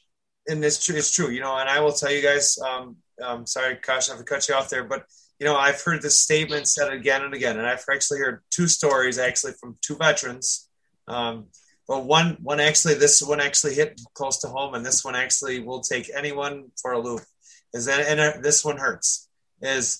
There are cemeteries everywhere around the world with people that wish they had a second chance instead of committing suicide. That's true. That is a fact. Those people that wish they would have had someone reach out to, would have never did what they did, and wish they would have had a second chance to be alive. Yes. I mean, that's very true. That is very, it's sad, it's depressing, it's gory. I don't know. I mean, it stings, you know. On the flip side too, whenever you lose someone to depression or suicide in general, you know, that's just as bad. Like, you know, what could I have done different? You know, like, could I have been that person that had said the thing that made the difference? You know, it can hurt both sides of the grave, I guess. And that's very true. And it's even harder when I actually listen to, and actually this is actually on a TikTok video that my friend actually shared. And actually I'm going to actually duet this one just because I want people to notice this, that there was a gentleman from the Vietnam War that was going to take a knife and take himself out. Now, I'm guessing the gentleman had to be in his really late 70s, early 80s to be in the Vietnam War. And this guy couldn't handle it. He kept on having flashbacks. He couldn't handle it. He was having a breakdown. The 911 operator did a marvelous job, helped him get where he had to go. He got help, okay? The 911 operator asked him to put the knife in the sink. I mean, this right there alone, you hear that.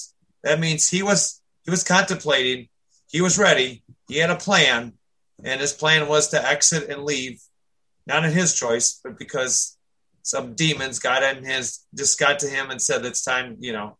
And I'm glad that he got help. Now, granted, past that information, I'd like to actually research more into it.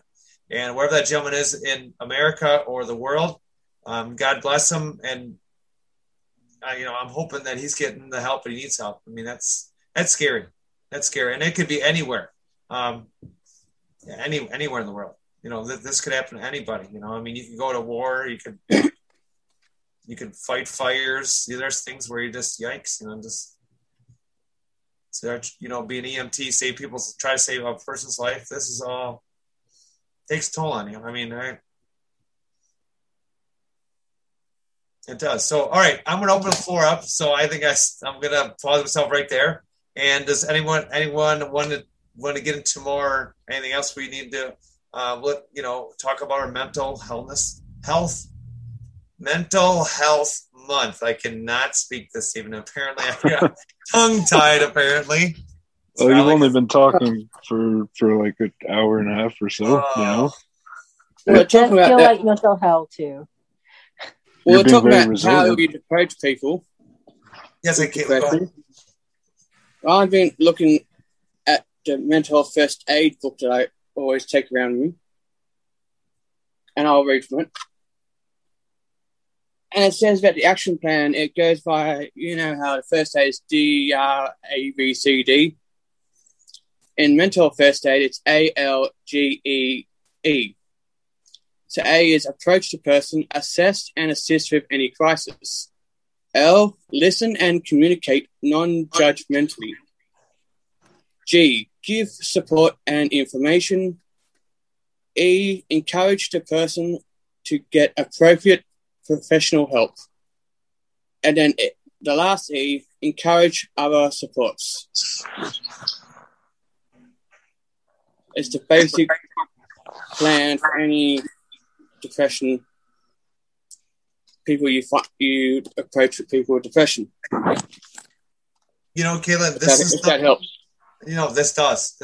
Thank you very much. Is there anything else that you wish to share on that at all? Because that actually is a very good point. You know, this is why I say you can't just have your friends local. You need to branch out and be, as ZZ Top would say, to be nationwide and all over the world, because that's true. You know, you learn something from someone else, in some other part of the, you know, globe. Yeah. You know, these are good. These are very good points. And just like on the Facebook page, we both admin. And there's actually some groups that actually Caitlin and I are actually responsible for, that are actually based like strictly, and we're gonna, we try to, it's not just Australian, we try to base it all over the world. People, we try to get in different different genres. Maybe we have people that, maybe they're gamers, or maybe people that just generally would just like to talk or something like that, just to make sure we get the word out and show people that, hey, by the way, you're not alone. You're not just in your, country, that this is a problem. This is a worldwide problem we need to solve together. Brian, you wish to follow up? Well, I do, and I'm just going to say this, but this will be my last. In my life, and I don't know if this helps anybody else, but in my life, I choose to be the help that I need. I choose to find people that need the same type of help that I need. Because going out there and serving others, I think helps you. I really honestly believe that if you know that you're suffering, and you know that whether it's bipolar disorder, whether it's depression, whether it's manic, whatever those things are, if you look in your community for people that need the same type of support that you need, I think that it is incredibly enriching, and it helps you get through your own problems later on. It helps you realize that you're not alone, and that as much as sometimes we want to hang our uniqueness on our mental health problems, sometimes we say, well, I'm this way because I'm this way. If you go out there in your community and you serve others within that same category that you classify yourself in or have been diagnosed in, I think it's going to really help you get through those moments better, because you know that you're not alone. You know that other people are suffering from this as well. And you yourself are important to those people. They need you. It goes back to the idea of you're not allowed to quit, because if people need you, then, everybody says this, if it wasn't for my kids, I wouldn't be here anymore. If it wasn't for my parents, I wouldn't be here. If it wasn't for these people that I don't want to leave alone, I wouldn't be here anymore. You gotta serve your community and step up and help people that need the same type of help that you need, in my opinion. I would add to that like for me, the thing that works to shut off that whole thing that's going on in my head sometimes is to do something that focuses me on that. Like, you've seen my boxes. I decorate and paint cigar boxes, and I can sit down. One time I sat down and I started at 5:30 at night, and I finished it at 5:30 in the morning. And my brain was totally focused on just that. And I felt more refreshed, even though I hadn't slept, than I had in a long time, because everything was shut down. And that's a powerful technique of wax on and wax off from Karate Yes. Kid, right? yeah. 1984, just the date, everybody. not saying none of us are, actually. We're all still in our like 20s and 30s here, so don't worry, we're all okay. A little bit, don't worry about. We'll be fine. 57. I'm proud of that. That's fine, Denise. If you want to, that's fine. I'm still gonna rock my 34, and I'm gonna be happy with that. I think I saw it on VHS. Yes, Caitlin. Yeah. Back in the day. That's your age. Oh yeah, Caitlin's. Yeah, she's the same age as me. So yeah. So there we go. 35.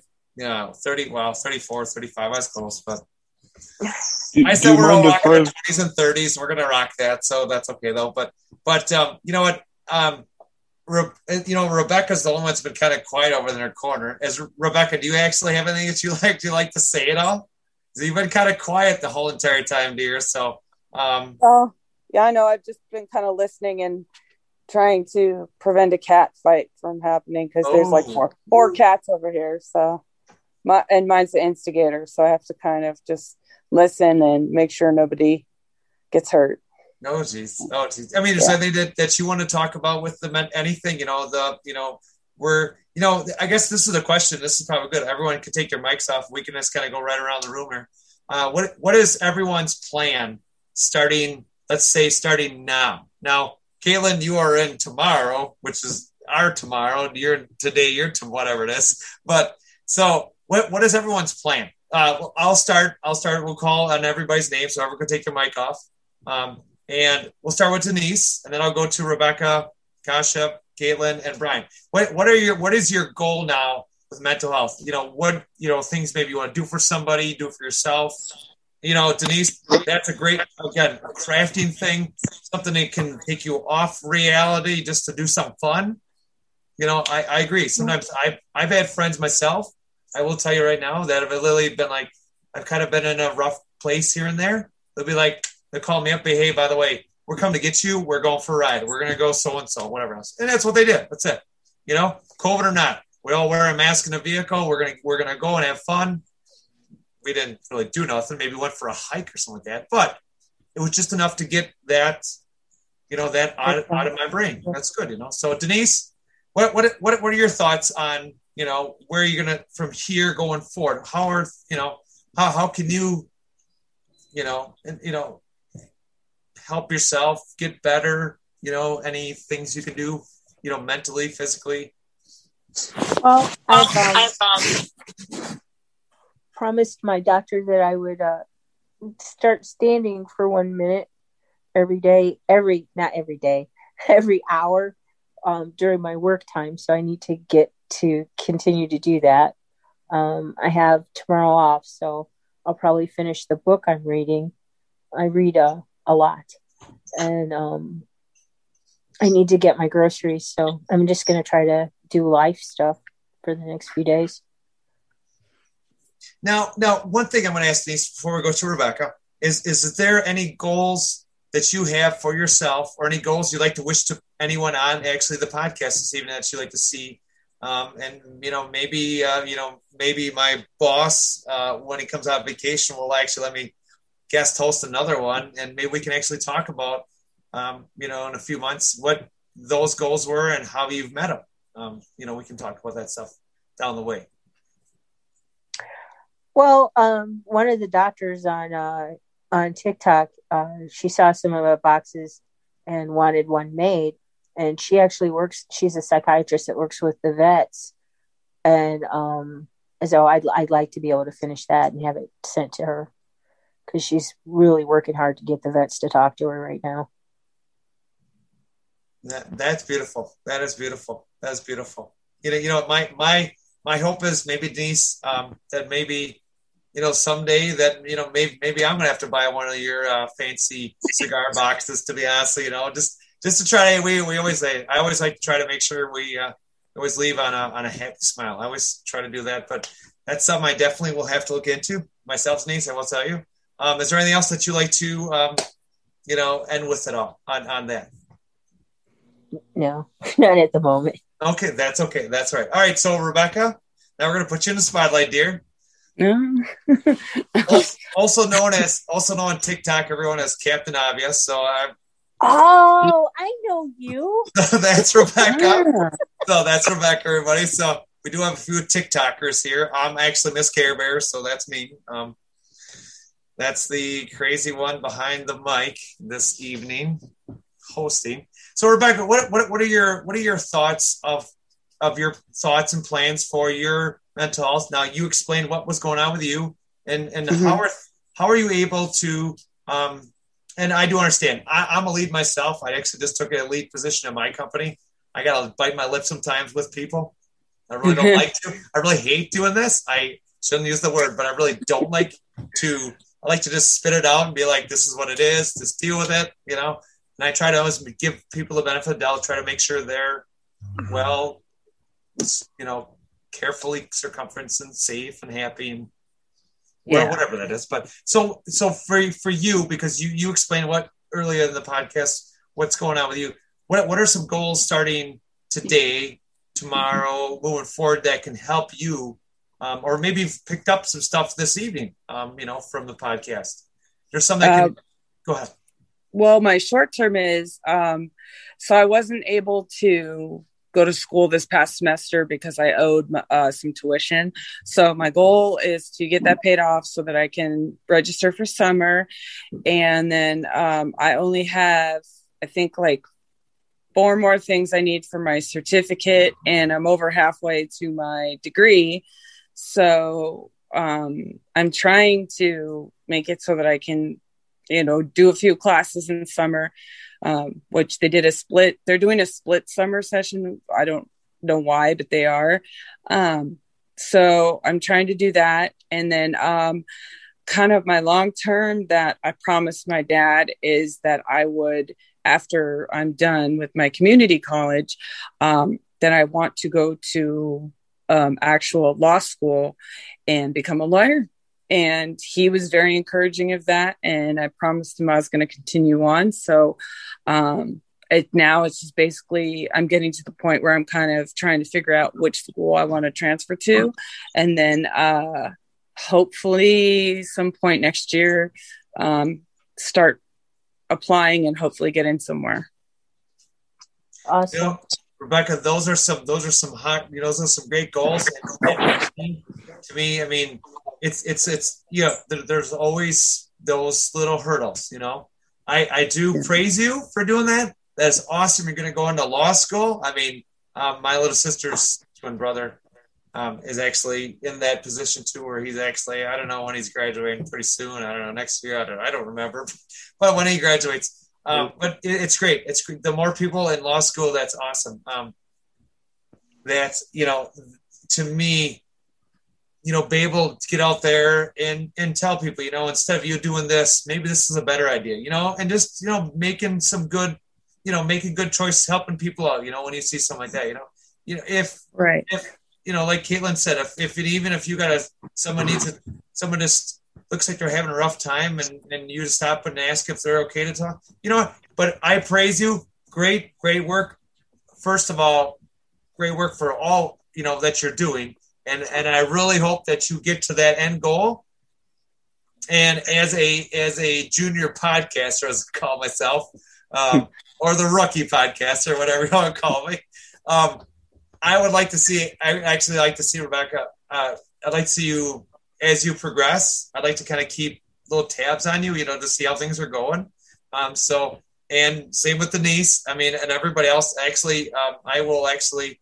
Once we end here, actually, we'll get you some more social media connections of myself. And I want to see everyone's goals and see how everyone's doing. Because and even as a newer podcaster, I'm actually the biggest fan of everyone here. Okay, so everyone needed a fan. Yeah, that'd be this crazy person behind the mic right now. But that's all right. That's all right. Rebecca, is there anything else that you wanted to follow up on that? I just wanted to. When you guys were talking about, people that wish that they had a second chance, I actually had recently, within the past few years, there was a childhood friend that I had, and he was gay and homeless and was struggling and everything. And I knew that he had some problems with drugs and stuff.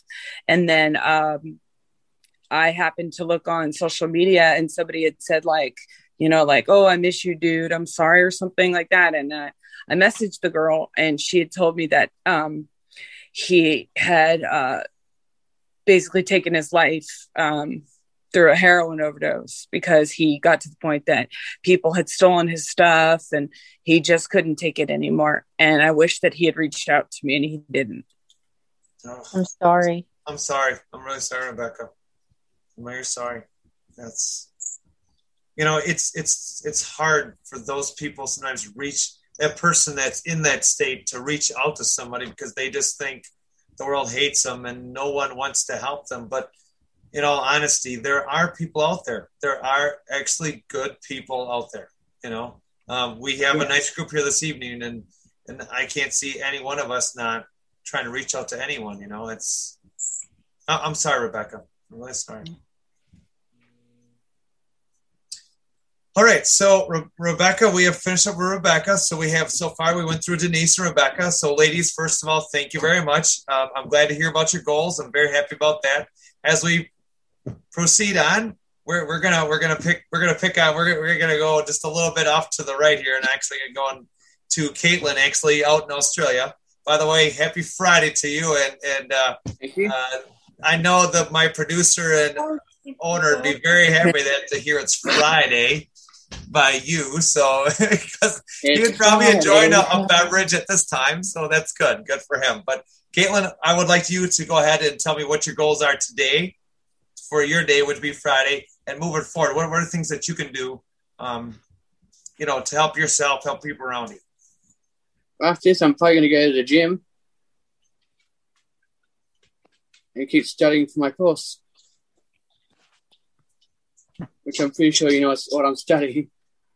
Yes, you actually did tell me. We actually have had some actually private Facebook chats about stuff. Yep, and I do wish you the best. I really hope things work out, and I hope things move in the direction that you would like to.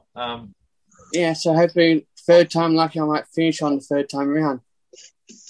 And maybe sometime in my lifetime, maybe I'll actually be able to do a live podcast from Australia. So that might happen down the road. There might be this person might actually be in some other country doing a live podcast, which might be a little crazy.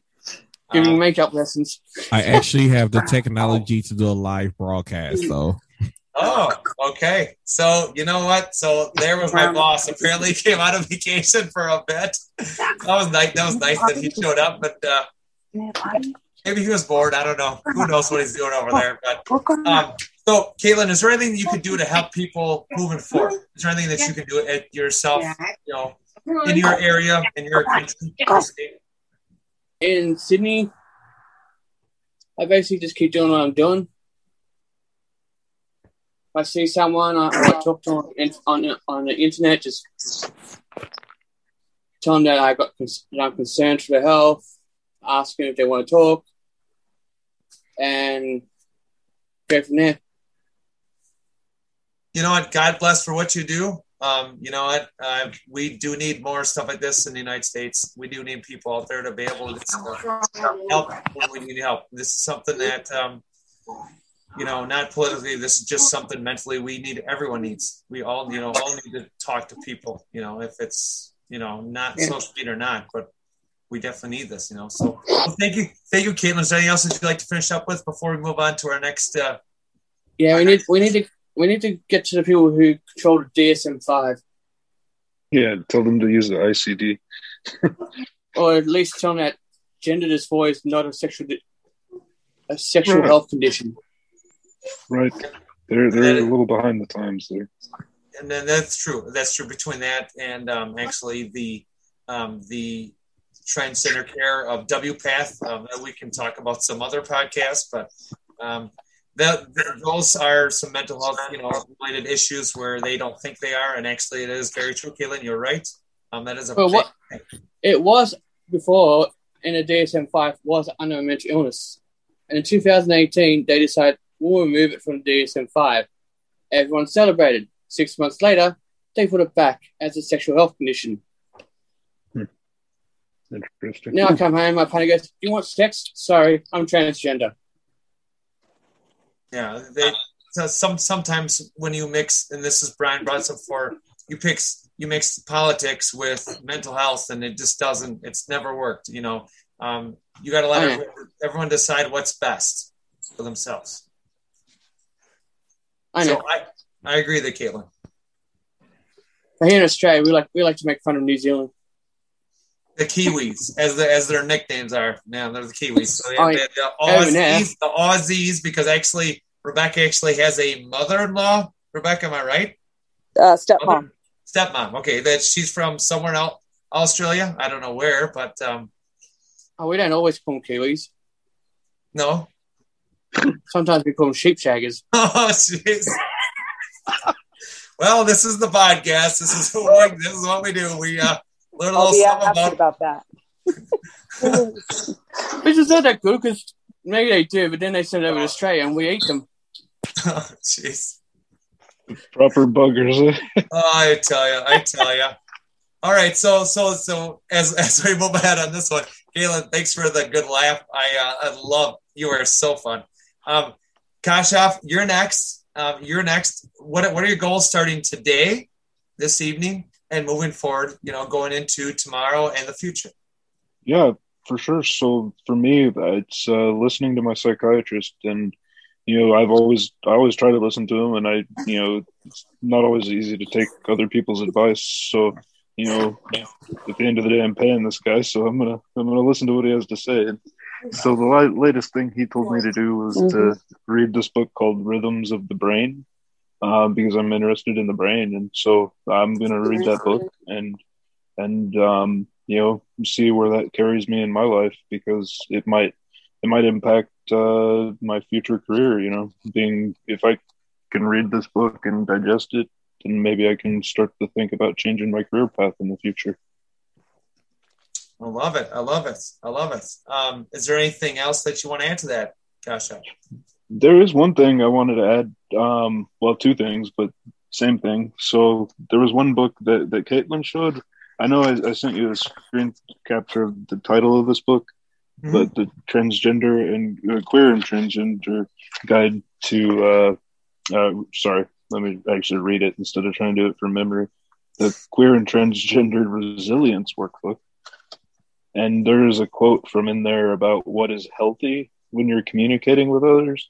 And I thought it was really simple. It's like one of the most sincere forms of respect is actually listening to what the other has to say.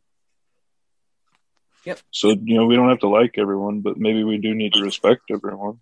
But maybe not. Sure. But if you do respect someone, listening to them is the best way to show it, according to this author. Yeah, like I said to Claire, I think it doesn't bother me that you don't like transgender people. As long as you don't bash me in the head, I don't care. Right.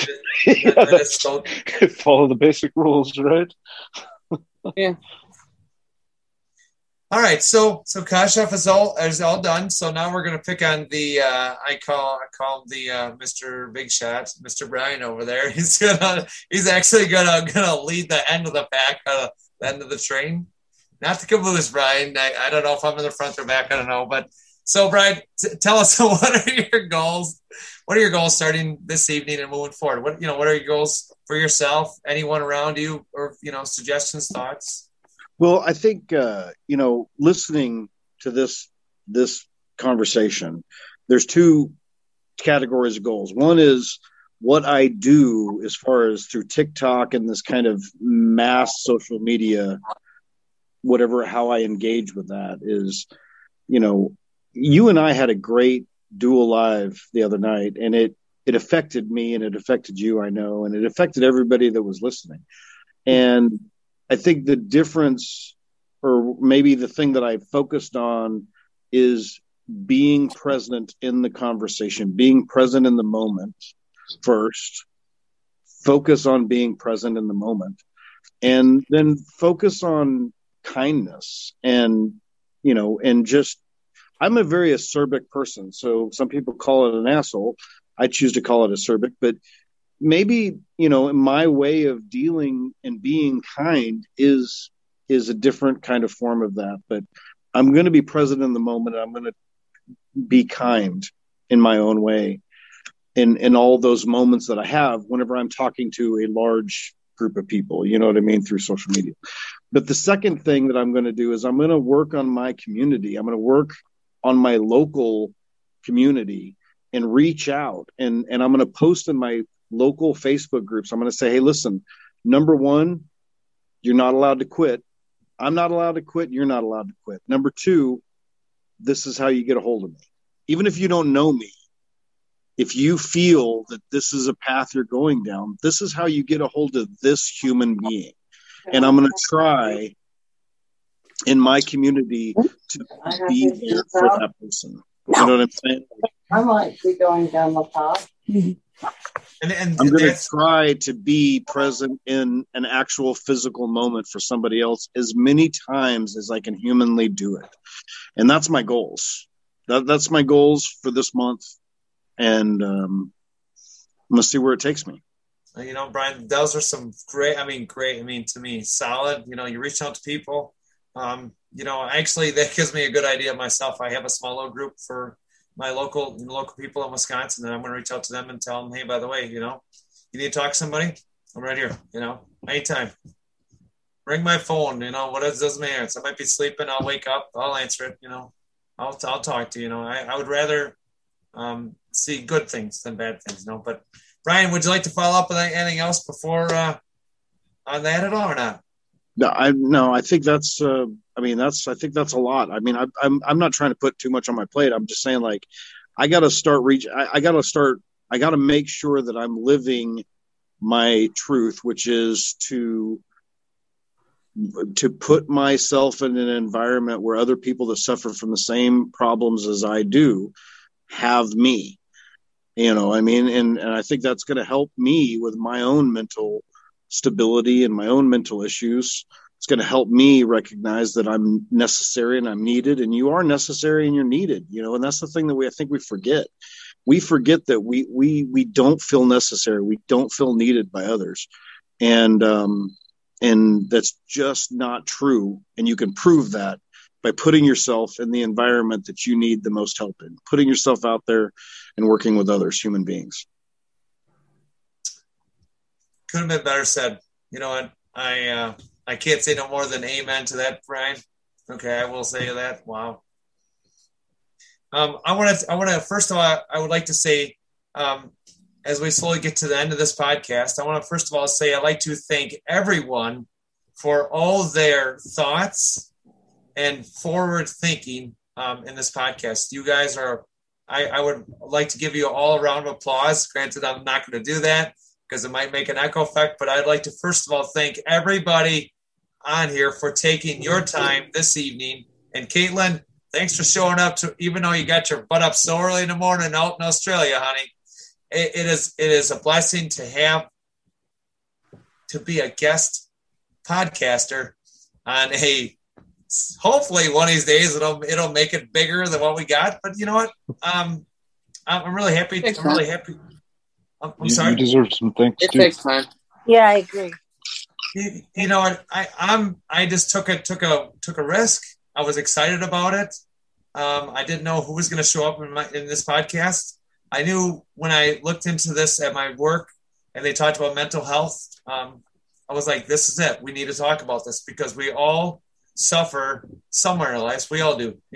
If it's maybe something, tonight or maybe tomorrow, it could be in the future, it could be something that's dragging our past along, whatever it is, it is a great thing. And I appreciate everyone taking their time this evening to put up with me too, by the way, really, to be honest, we're all actually here to actually learn something.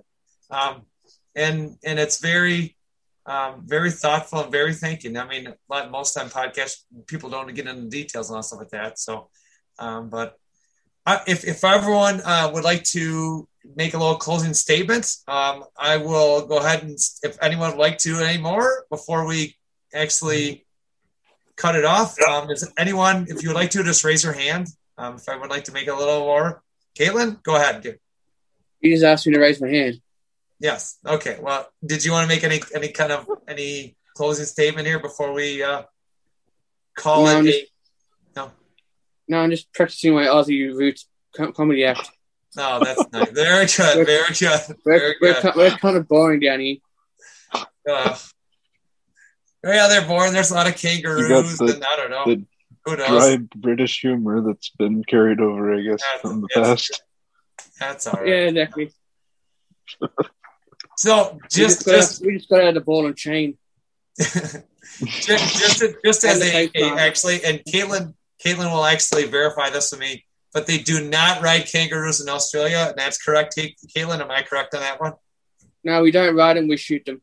Okay, well there you go. So I just so people know, just so they not know, necessarily not me. I don't shoot them. I'm vegan, so I just. That's anyone that does. That's what it is, but that's okay. So listen, my boyfriend does. Oh, well, okay. My boyfriend hates them.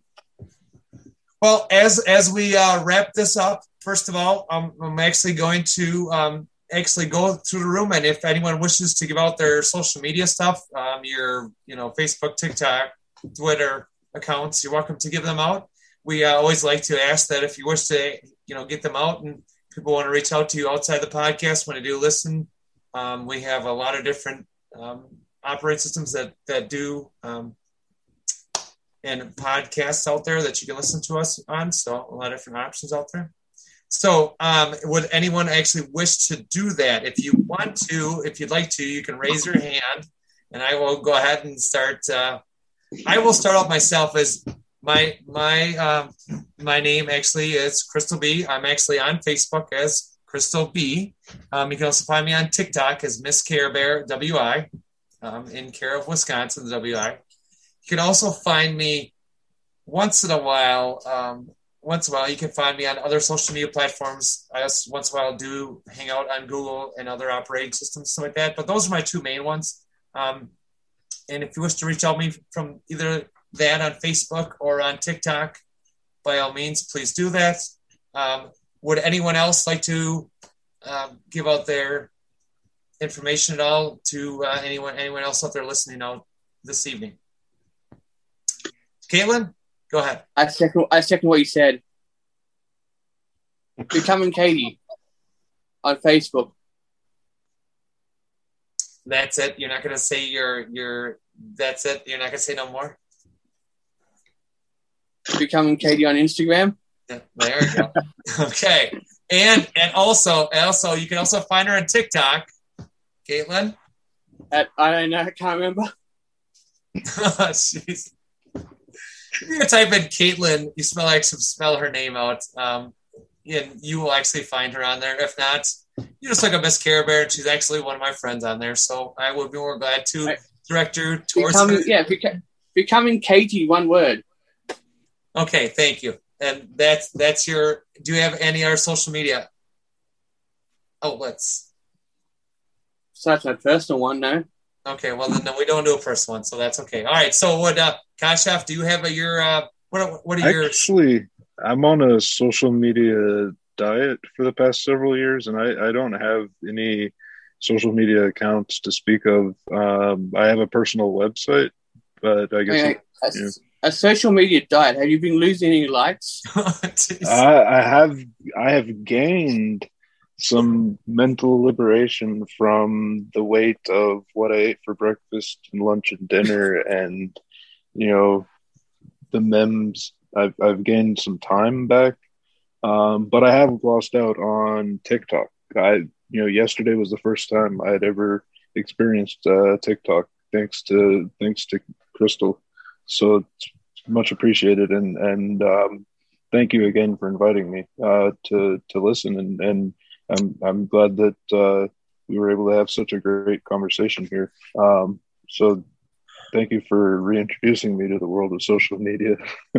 Oh, and Kashaf, you're very welcome. I mean, I got into it a little over 2 months ago, and all of a sudden I'm doing a live and talking to somebody on the phone, and I know it's kind of funny. I know Mr. Brian will give me a hard time for it, but that's okay. All right, so Brian, what are your social media outlets if you'd like to give them out? Well, my attention horror-seeking behavior exists strictly in TikTok, so you can find me over there at OMG, This Is Still Brian. And, that's a good place. Thank you, Brian. Thank you very much. And we'll go right on over to Denise. Denise, would you like to give out any of your social media? I still have Facebook. I do a mental health check about once a week with some friends because I disappeared very drastically when I found TikTok. And that's Denise Mason. I'm in Greenville, South Carolina. Apparently, there are a lot of Denise Masons. So, and there's a picture of me with really long white and gray hair. And on TikTok, I'm Nosamdi. NOSAMDE. It's my last name and my first name put together. Oh, okay. I was wondering how you got the name Denise. I was kind of wondering about that. I was kind of curious. Well, that's good. That's good. Do you have any other social media outlets, or those are just your preferred? Those are the main ones. I have Twitter, but you wouldn't find me there. I don't even know how to find me there. So. That is fine. That's fine. All right, so we're gonna go right down to Rebecca. Rebecca, do you have any social media? There she is. Do you have any social media you wish to get on? I do. I'm on Facebook. It would be Becky, and then my last name, Monges. I have no idea what my picture is. Oh, it's me and my dad. Yes, my picture is me and my dad. And I'm on there like all the time, so easy to reach me. And then on TikTok, it's Thank You, Captain Obvious, and it's thank and then the letter U, Captain Obvious. And those are like, I do have a Snapchat too, but I don't know what the username is. So if you look under my name, you'll find me. I do have a Snapchat, but I don't try to. Usually I trust it. So with just a few of my friends, I like to just send me random pictures themselves with their little emoji faces. And yeah. You never use Snapchat anymore? I do, but once in a while. I don't know. I guess that's apparently I was told that's for old people, according to my boss. Ouch. And he says old people don't use Snapchat. So I'm like, okay, so what are you? That's not what I heard. My boyfriend says that old people use Facebook and young people use Snapchat. So. Oh, okay. Okay. Well, whatever the case scenario is, maybe my boss is only 21. I don't know what the case scenario. Whatever. That's fine. But we'll go. We'll go with that. That's fine with me. So if young people use Snapchat, I better get my grandma onto it so she can feel young again. Yeah, she'll feel like she's 50 years old. Then there it is. Well, I'm sorry. Oh, I just said ouch. Oh, be careful, Denise. Don't hurt yourself. So, what's that, kid? If she really wants to feel young, I'll just use Face App on her. Oh, there we go. Yeah, there we go. This is what you did with me. Yeah. Yeah. Is it Kashif? Kashif, if you want to state your website on the web podcast, you can. Yeah, sure. It's just kashifshah.net. Spelled Kashif as in Frank and SHAH.net. And my email is just kashif@kashifshah.net. If anyone on the call wants to reach out, I'd be happy to reply. I can't, reply to email immediately, but I would definitely reply. Well, thank you very much, Kasha, for sharing, and thank you, boss, for stepping in to making sure I'm doing a good job. By the way, I'm going to make sure, even though he has enjoyed his vacation in some beach somewhere, I have no idea where that is, but some remote location. Well, that's what happens when you're a big shot. Sometimes a rookie's got to take over and have a little fun sometimes, but that's okay though. But I would like to wish everyone a great evening. Thank you again for taking your time out this evening. We're talking about mental health awareness. Again, I am the junior new guest podcaster. My name is Crystal B. We are actually talking about mental health awareness for the month of May. And I'd like to thank everyone for coming online this evening and to join our podcast. This is Crystal B signing off from Same Cast, Different Day. Have a great day, everyone. Bye. Bye. Bye.